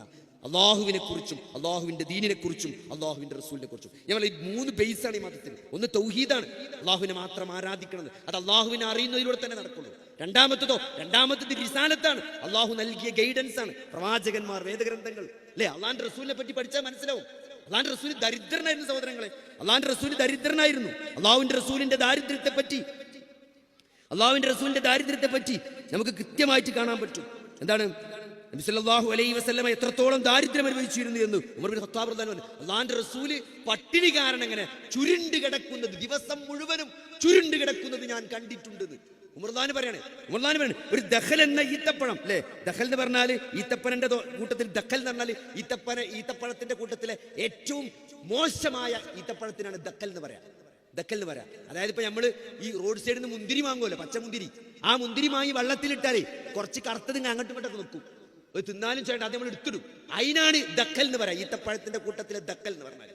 ആ ദക്കൽ പോലും കിട്ടാതെ, അതുപോലും തിന്നാൻ കിട്ടാതെ അള്ളാന്റെ റസൂല് ചുരുണ്ട് കിടക്കുന്നത് ഞാൻ കണ്ടിട്ടുണ്ട്. ആരാണ്? അഷ്റഫുൽ ഖൽഖാണ്. ചെയ്തതും ചെയ്യാനിരിക്കുന്നതുമായ പാപങ്ങൾ പൊറുക്കപ്പെട്ട വ്യക്തി അള്ളാഹുവിന്റെ റസൂലാണ് സഹോദരങ്ങളെ. പട്ടിണി കിടന്നത് അല്ലേ? പട്ടിണി കിടന്നത് എന്താണ്? അസാനുബിനു എന്താണ് abyss bin റബീഹ, abyss bin റബീഹയോട് Ayisha റളിയല്ലാഹു പറയുന്നത്, ചോദിക്കുന്നുണ്ട്. ആബിസ് ബിൻ റബീഹ ആയിഷയോട് ചോദിക്കുന്നുണ്ട്, നിങ്ങളെ വീട്ടിൽ ആടിന്റെ കുളമ്പ് ഒരു മാസത്തിലധികമൊക്കെ ആടുമാടുകളുടെ കുളമ്പ് ഉപയോഗിച്ചിരുന്നു എന്ന് കേൾക്കാറുണ്ടല്ലോ എന്ന് പറഞ്ഞപ്പോ ഫളഹിക്കത്താണ് ആയിഷ ബീവി ചിരിച്ചു എന്നാണ്. എന്താ സഹോദരങ്ങളെ ആടിന്റെ കുളമ്പ് പറഞ്ഞാല്? കാലി ഒന്നും ഉണ്ടാവില്ല, അത് ചൂടുവെള്ളത്തിലിട്ട് കുടിച്ച, അത് ചൂടുവെള്ളത്തിലിട്ട് തിളപ്പിച്ച് കുടിച്ച ഒരു മാസക്കാലം. ആയിഷ റളിയല്ലാഹു ചിരിച്ചു എന്നാണ്. എന്നിട്ട് പറഞ്ഞ മറുപടി എന്താരോ? ആലു മുഹമ്മദ് തുടർച്ചയായി 3 ദിവസം ഗോതമ്പിന്റെ റൊട്ടിയും കറിയും ഒരുമിച്ച് കഴിച്ചിട്ടില്ല എന്നാണ്. എത്ര തിന്നു സഹോദരങ്ങളെ നമ്മള്. ഇന്ന് നമ്മളെ കാത്തിരിക്കുന്ന പെരിയിൽ എന്തൊക്കെയാണ് അല്ലെ? 3 ദിവസം തുടർച്ചയായിട്ട് ഗോതമ്പും കറിയും കൂട്ടി കഴിച്ചിട്ടില്ല എന്ന്, ആലു മുഹമ്മദ് കഴിച്ചിട്ടില്ല എന്ന് ചിരിച്ചുകൊണ്ടാണ് ആയിഷ റളിയല്ലാഹു പറഞ്ഞത് അല്ലെ? അസാനുബിന് കായിൽ പറയാണ്, അബൂബക്കറിന്റെ വീട്ടിൽ നിന്ന് അവരോട് ആയിഷ ബി പറയാണ്, അബൂബക്കറിന്റെ വീട്ടിൽ നിന്ന് രാത്രി ആടിന്റെ ഒരു കാലിന്റെ ഭാഗം കൊണ്ടുവന്നു. ആടിന്റെ കാലിന്റെ ഭാഗം ഞാനും നബിയും മാറി മാറി മുറിച്ചതാണ്. കുറച്ചേരം ഞാൻ മുറിക്കും, അപ്പൊ ക്ഷീണിക്കുമ്പോ പിന്നെ നബി പിടിക്കും, ഞാൻ മുറിക്കും, ഞാൻ പിടിക്കും, നബി മുറിക്കും, അങ്ങനെ പറയാണ്. അപ്പോ അവര് ചിരിച്ച് ചോദിക്കാണ്, അന്ന് നിങ്ങൾക്ക് വിളക്കില്ലേന്നോന്ന്? അതിന് പറഞ്ഞൊരു മറുപടി ഉണ്ട്, ആ വിളക്കിലൊഴിക്കാനുള്ള എണ്ണയുണ്ടായിരുന്നെങ്കിൽ അത് ഞങ്ങൾ തിന്നുമായിരുന്നു, ഞങ്ങൾ കുടിക്കുമായിരുന്നു സഹോദരങ്ങളെ. അത്രയും ദാരിദ്ര്യത്തിലാണ് അള്ളാഹുവിന്റെ റസൂൽ ജീവിച്ചത് സഹോദരങ്ങളെ. അതുകൊണ്ട് ദുനിയാവിലെ എന്തെങ്കിലും നഷ്ടങ്ങൾ അല്ലെ, ഒരു വീടില്ല എന്നുള്ളതോ, ഒരു ജോലി ഇല്ല എന്നുള്ളതോ, ഒരു സാമ്പത്തിക പ്രയാസമുണ്ടായി എന്നതോ നമ്മൾ അലോരസപ്പെടുത്താൻ പാടില്ല സഹോദരങ്ങളെ. ദുനിയാവിന് എന്തെങ്കിലും ഒരു വാല്യൂ നൽകിയിട്ടുണ്ടെങ്കിൽ അത് അള്ളാഹുവിന്റെ റസൂലിന് നൽകുമായിരുന്നു. ദുനിയാവ് അങ്ങനെ കൊടുത്തിട്ടില്ല സഹോദരങ്ങളെ. അതുകൊണ്ട് അതിന്റെ പേരിൽ വിഷമിക്കണ്ട. ദുനിയാവ് കിട്ടിയിട്ടുണ്ടെങ്കിൽ അല്ലെ, സയ്യിദ് ഇബ്നു മഖ്ബൂരി പറയാണ്, എന്താണ് അദ്ദേഹം പറഞ്ഞ, അബൂ ഹുറൈറ റളിയല്ലാഹു അൻഹു നടന്നു പോകുകയാണ്. അപ്പൊ കുറച്ച് ആളുകൾ ഇങ്ങനെ ആടിനെ വേവിക്കണം, എന്നിട്ട് വേവിച്ചു കണ്ട് തിന്നണം എല്ലാവരും വട്ടത്തിലിരുന്നിട്ട്. അപ്പോ അവര് അബൂ ഹുറൈറനെ ക്ഷണിക്കാണ് ഭക്ഷണം കഴിക്കാൻ വേണ്ടിയിട്ട്. അപ്പോ അബൂ ഹുറൈറ റളിയല്ലാഹു അൻഹു പറയുന്നുണ്ട്, എന്താണ് നബി സല്ലല്ലാഹു അലൈഹി വസല്ലമ എന്താണ് ഈ ദുനിയാവിൽ നിന്ന് പോയിട്ട് തുടർച്ചയായിട്ട് 3 ദിവസം ഒരു ഗോതമ്പിന്റെ റൊട്ടി പോലും വയറ് നിറച്ചിട്ട് അല്ലാഹുവിന്റെ റസൂൽ തുടർച്ചയായിട്ട് 3 ദിവസം കഴിച്ചിട്ടില്ല എന്നാണ്. ആ റസൂലിനെ ഓർക്കുമ്പോൾ എനിക്കിത് തിന്നാൻ കഴിയില്ല എന്ന് പറഞ്ഞിട്ട് ഉപരേക്ക് തിന്നാതെ പോയി എന്നാണ്, വഴി നടന്നു പോയി എന്ന് സയ്യിദുൽ മഖ്ബൂരി റഹ്മത്തുള്ളാഹി പറയാണ്. അതുകൊണ്ട് സഹോദരങ്ങളെ, ഞാൻ പറഞ്ഞതൊക്കെ നിങ്ങൾ പട്ടിണി കിടക്കണമെന്ന് പറയാനല്ല സഹോദരങ്ങളെ. നമ്മൾ അനുഭവിക്കുന്ന ഒരു ലക്ഷറി, ആ ലക്ഷറിയെ കുറിച്ച് നമുക്ക് ബോധ്യം വേണം അല്ലേ? നമുക്കൊരു ഭക്ഷണത്തിന് പ്രയാസം ഇതുവരെ ഉണ്ടായിട്ടുണ്ടോ? പട്ടിണി എന്താ നമ്മൾ ആരെങ്കിലും അറിഞ്ഞോ സഹോദരങ്ങളെ? ₹1 റേഷൻ പിടി BPL വരെ അരി കിട്ടും, പട്ടിണി നമ്മൾ അറിഞ്ഞിട്ടില്ല. അതുകൊണ്ട് സഹോദരങ്ങളെ, ഇതൊക്കെ പഠിപ്പിക്കും.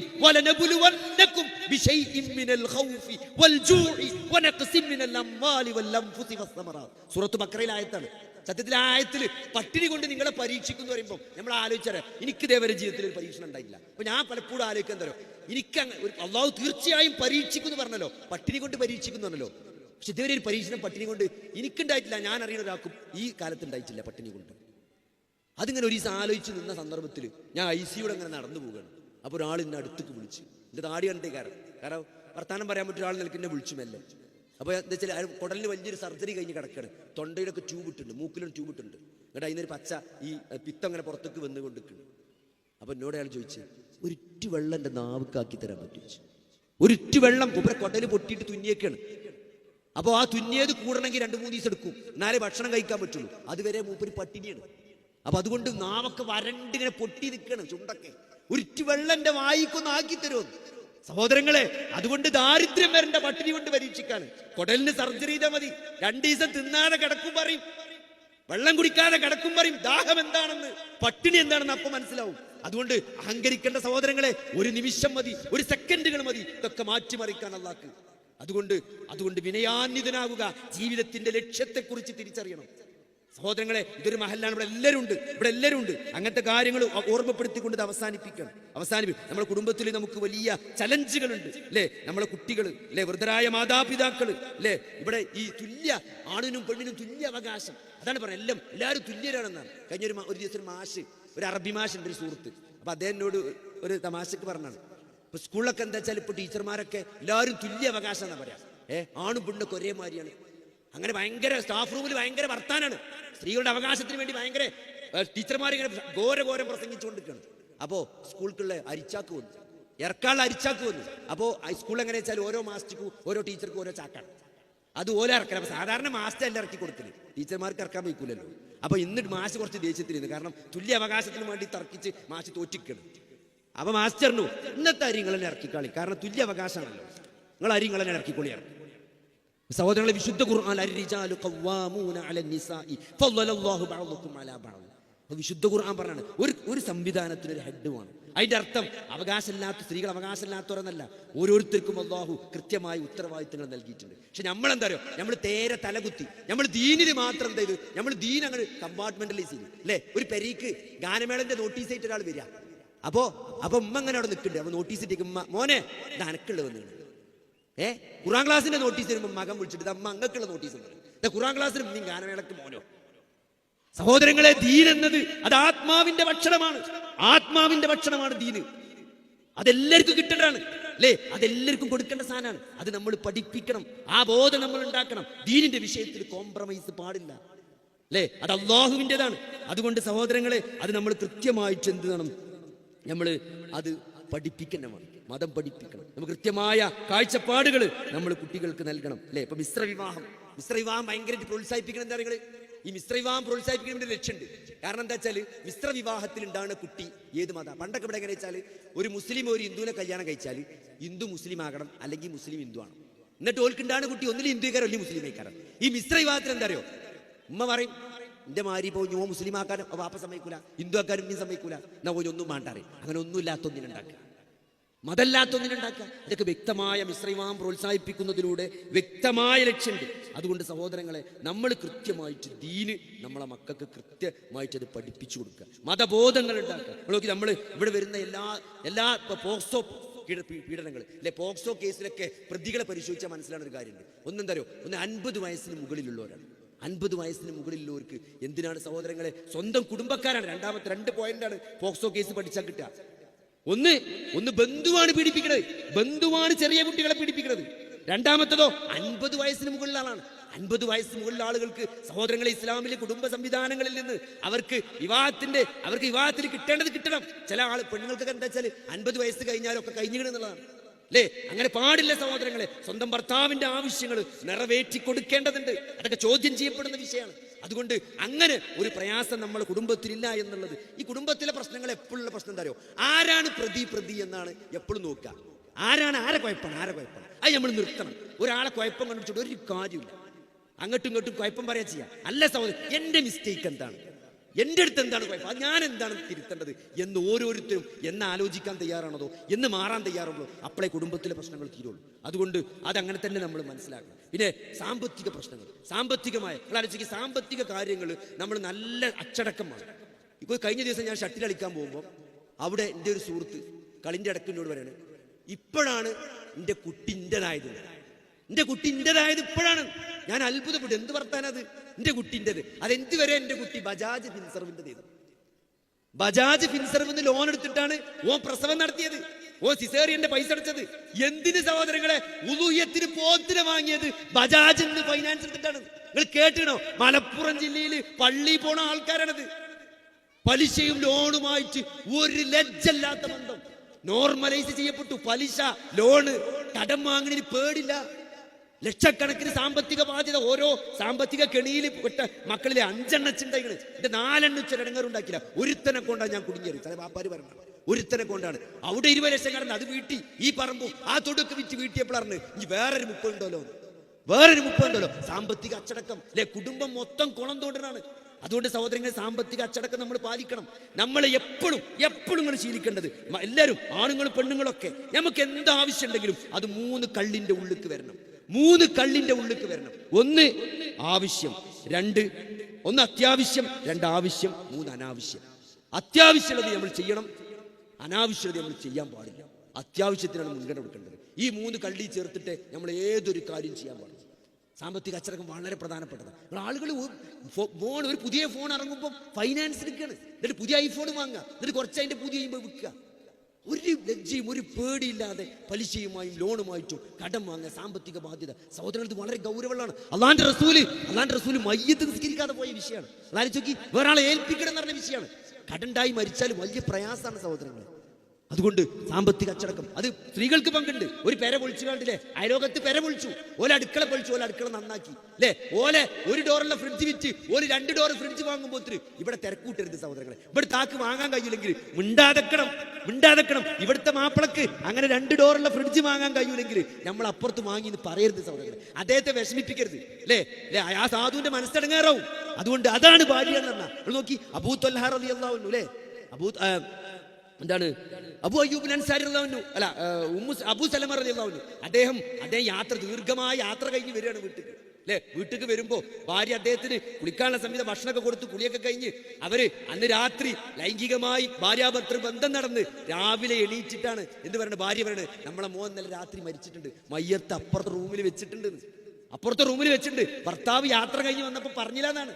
നേരം വെളുത്ത് സമാധാനമായിട്ടാ പറഞ്ഞത്. സഹോദരങ്ങളെ, അതാണ് വിശ്വാസം അല്ലേ. അതാണ് ഇസ്ലാം ധാർമ്മികമായി ഉയർത്തിയ സ്ത്രീ എന്ന് പറഞ്ഞാൽ. അതുകൊണ്ട് സഹോദരങ്ങളെ, സ്ത്രീകൾക്കും സാമ്പത്തിക അച്ചടക്കത്തിൽ നല്ല പങ്കുണ്ട്. ഭർത്താവിന്റെ ഇത്തരത്തിലുള്ള സാമ്പത്തിക ക്രമക്കേടുകൾക്ക് കടിഞ്ഞാനിടാൻ വലിയ ആഗ്രഹങ്ങൾ പറയാതിരിക്കുക എന്നതിൽ ഓരോ കുടുംബക്കാർക്കും ഓരോ കുടുംബിനികൾക്കും പ്രത്യേക റോളുണ്ട് എന്ന് നമ്മൾ മനസ്സിലാക്കുക. അതേപോലെ തന്നെ സഹോദരങ്ങളെ, ലഹരിന്റെ പ്രശ്നം എന്താ വെച്ചാൽ ഒരാൾക്ക് ലഹരി ഉണ്ടായാൽ ആ കുടുംബം മൊത്തം കുളവും അല്ലേ. കുടുംബത്തിൽ സംഭവിക്കാൻ പാടില്ലാത്തതാണ് ലഹരി. കുറച്ചാണെങ്കിലും ഉപയോഗിക്കാനുള്ള അനുവാദം ഇസ്ലാമില്ലെന്ന ചില ആൾക്കാരെന്താ പറയാരോ, കുറച്ചല്ലേ എപ്പോഴെങ്കിലും ഒരു ടൂറൊക്കെ പോകുമ്പോൾ ഒന്ന് അടിച്ചാൽ എന്താ പ്രശ്നം അല്ലേ. ഒരു ടൂർ പോകുമ്പോൾ ഇടക്കൊക്കെ ഒന്ന് അടിച്ചാൽ എന്താ പ്രശ്നം. ഒരാൾ പറയും ഞാൻ കുറേ കാലമായിട്ട് ടൂർ പോകുമ്പോൾ അടിക്കലുണ്ട്, എനിക്ക് പ്രശ്നമില്ലല്ലോ. അതന്നെയാണ് അഡിക്ഷൻ തന്നെ. എല്ലാ ടൂറിനും മൂപ്പർക്ക് കിട്ടണം, അത് അഡിക്ഷനാണെന്ന് പോലും മൂപ്പർക്ക് മനസ്സിലായിട്ടില്ല. അതുകൊണ്ട് സഹോദരങ്ങളെ, ഇത്തരത്തിൽ MDMകൾ, ഇതേപോലത്തെ ലഹരി വസ്തുക്കൾ, കഞ്ചാവ് അല്ലെ. കഴിഞ്ഞ ദിവസം ഒരു സർജറിക്ക് വന്ന ഒരു ഉമ്മ, ഈ ഭാഗത്തിനൊക്കെ വന്ന് സ്ഥലം ഞാൻ പറയില്ല, ഈ ഭാഗത്ത് തന്നെ വന്ന് ആ അമ്മ പറയാം, മോന് എന്താണ് സർജറിക്ക് വന്നിട്ട് അഡ്മിറ്റ് ആയിട്ട് ഞാൻ റൂമിലേക്ക് കയറുമ്പോൾ എന്താ ഒരു ചെറിയ മോൻ ഇങ്ങനെ കമിഴ്ന്ന് നടക്കണം. 8ാം ക്ലാസ് പഠിക്കുന്ന ചെക്കൻ. സാധാരണ ഡോക്ടർമാർ റൂമിലേക്ക് ചെല്ലുമ്പോൾ എഴുന്നേറ്റ് നിന്നില്ലെങ്കിലും കൗന്നടക്കണമല്ലോ ഒന്ന് എണീറ്റിരിക്കെങ്കിലും ചെയ്യും. പണ്ടൊക്കെ എല്ലാവരും എണീറ്റ് നീന്നു, ഇപ്പൊ എണീറ്റിക്കണം നമ്മൾ പറയില്ല. ഒരുത്ത കമിഴ്ന്ന് ഉറങ്ങുന്നുണ്ട് ആ റൂമിൽ. അപ്പോൾ ഞാൻ ചോദിച്ചു, ഇതെന്താ അമ്മ ഇങ്ങനെ കിടക്കണ ചോദിച്ചു. കാരണം ആ സമയത്ത് ഇങ്ങനെ കൗന്ന് നടക്കുക. അപ്പൊ പറഞ്ഞു, ഓന് കഞ്ചാവാണ്. ആലോചിച്ച് നോക്കി ഉമ്മ പറയണേ. കാരണം അമ്മ നേരത്തെ ഈ സർജറി ചെയ്തെടുക്കുന്ന മകൻ കഞ്ചാവാന്ന് ഉമ്മ പറഞ്ഞേ. അപ്പൊ ഓനും കഞ്ചാവാണ്. 8ാം ക്ലാസ് പഠിച്ച ഓൻ കഞ്ചാവാണ്. നമ്മളെ നാട്ടിലാണിത്. എന്താ അറിയാതെ പോണ സഹോദരങ്ങളെ. ഇവിടെ കിക്ക്, ഓരോ പേരുകൾ സോഷ്യൽ മീഡിയയിൽ വരുന്നത്, ഓരോ സാധനങ്ങൾ. ഹാൾട്ട് ഉണ്ടോന്ന് ചോദിച്ചു പോലീസുകാർ പറയാണ്. കഞ്ചാവിൽ അറസ്റ്റിലായ ചെക്കന്റെ ഫോണിൽ വരുന്ന കോളാണ്. ഹാൾട്ട് ഉണ്ടോ പെൺകുട്ടി ചോദിക്കണത്. അതായത് ഓക്ക് സാധനം കൊടുത്ത് ഓൾ ഉപയോഗിച്ച് അന്ന് രാത്രി പെരീക്കോ പറ്റില്ല, ഓക്ക് ഹാൾട്ടാക്കാനുള്ള സ്റ്റേഷൻ കൂടി കിട്ടണമെന്നാണ്. ഹാൾട്ട് ഉണ്ടോ എന്നാ ചോദിക്കുന്നത് സഹോദരങ്ങളെ. അതുകൊണ്ട് നമ്മളെ കുട്ടികളെ ബാംഗ്ലൂർക്കോ ഡൽഹിക്കോ മൈസൂർക്കോ ലണ്ടൻക്കോ എവിടേക്കുമാണ് വിട്ടോളി. പക്ഷേ അവിടെയാണ് ജീവിക്കുന്നത്, ആരപ്പോഴാണ് കൂട്ടുകൂടുന്നത്, എന്താണ് അവിടുത്തെ അവസ്ഥ എന്ന് നമ്മൾ കൃത്യമായിട്ട് അന്വേഷിക്കണം, അറിയണം, ഇടപെടണം എന്ന് തന്നെയാണ് സഹോദരങ്ങളെ. കാരണം അതൊരു അമാനത്താണ്. അതുകൊണ്ട് ലഹരിക്ക് ഒരു ചാൻസ്. അതേപോലെ അശ്ലീലം, തോന്നിയാസം കാണുക. ഞാൻ നേരത്തെ പറഞ്ഞേ, ഇങ്ങനത്തെ തോന്നിയാസങ്ങൾ കാണുക എന്നുള്ളത് നോർമലൈസ് ചെയ്യപ്പെട്ടു. ഒരു സ്ത്രീയുടെ സൗന്ദര്യം എന്നാൽ അത് കാണുക എന്നുള്ളത് അതിങ്ങനെ സോഷ്യൽ മീഡിയയിൽ ഇങ്ങനെ പരസ്യങ്ങളായിട്ടും പോപ്പപ്പുകളായിട്ടും വന്നുകൊണ്ടേയിരിക്കണം. ഒരു മോശം വീഡിയോകൾ കണ്ടാൽ പിന്നെ അങ്ങനത്തെ തന്നെ വന്നുകൊണ്ടിരിക്കുക. അതാണ് ആർട്ടിഫിഷ്യൽ ഇന്റലിജൻസ് എന്നാൽ. അതുകൊണ്ട് സഹോദരങ്ങളെ, അശ്ലീലം കാണുക തന്നെ തെറ്റാണ്. അശ്ലീല ബന്ധങ്ങൾ, വഴിവിട്ട ബന്ധങ്ങൾ അല്ലേ, വിവാഹേതര ബന്ധങ്ങൾ, അത് പാടില്ല, അത് തെറ്റാണ്. ഒരു ആണും പെണ്ണും ഒറ്റക്കാകരുത് അള്ളാന്റെ റസൂൽ പറഞ്ഞതാ. അത് ഫിസിക്കലി മാത്രമല്ല, വാട്സപ്പിൽ ഒറ്റക്കാകാൻ പാടില്ല, ചാറ്റ് പാടില്ല, ഓൺലൈൻ കോള് പാടില്ല. ഓഫ്ലൈനിൽ മാത്രമല്ല ഓൺലൈനിലും അന്യ സ്ത്രീയുമായി ചാറ്റ് ചെയ്യുന്ന ഒറ്റക്കാകുന്ന സന്ദർഭങ്ങൾ അള്ളാന്റെ റസൂൽ വിരോധിച്ചിട്ടുണ്ട്. കാരണം അവിടെ 3ാമത് പിശാചാണ് വരിക, തോന്നിവാസങ്ങളാണ് പറയാ അല്ലേ.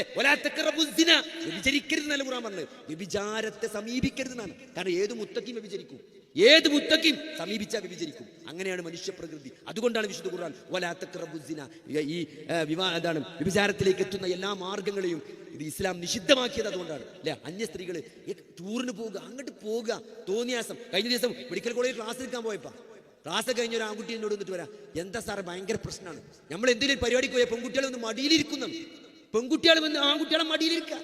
നിങ്ങൾ ആലോചിച്ച് നോക്കി, ആൺകുട്ടികളെ മടിയിൽ തന്നെ ഇരിക്കാൻ നമുക്ക് ഇടങ്ങാറാണ്. അത് കണ്ടാൽ തന്നെ ഇടങ്ങാറാണ് നമുക്ക്.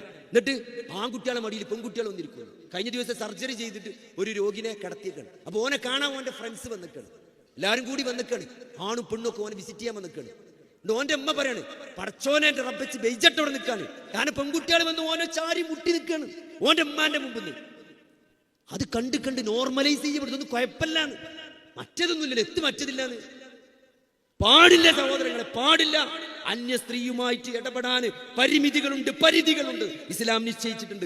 അത് വഴിവിട്ടത് കൊണ്ടാണ് ഇത്തരത്തിലുള്ള സകല തോന്നിയാസങ്ങളും ഈ കുടുംബ സംവിധാനത്തിലേക്ക് കയറി വന്നത്. അതുകൊണ്ട് അവസാനിപ്പിക്കാൻ പോവാണ്. ഇത് നേരമ്പോൾ കോളം പറഞ്ഞാലും തീരൂല. അതുകൊണ്ട് സഹോദരങ്ങളെ, നമുക്ക് ആകുള്ളത്, നമ്മൾ മനസ്സിൽ മരണമുണ്ട്, മരണത്തിന് ശേഷം ജീവിതമുണ്ട്. അതിനൊരു ലക്ഷ്യമുണ്ട്, അവിടെ ചോദ്യമുണ്ട്, വിചാരണ ഉണ്ട്.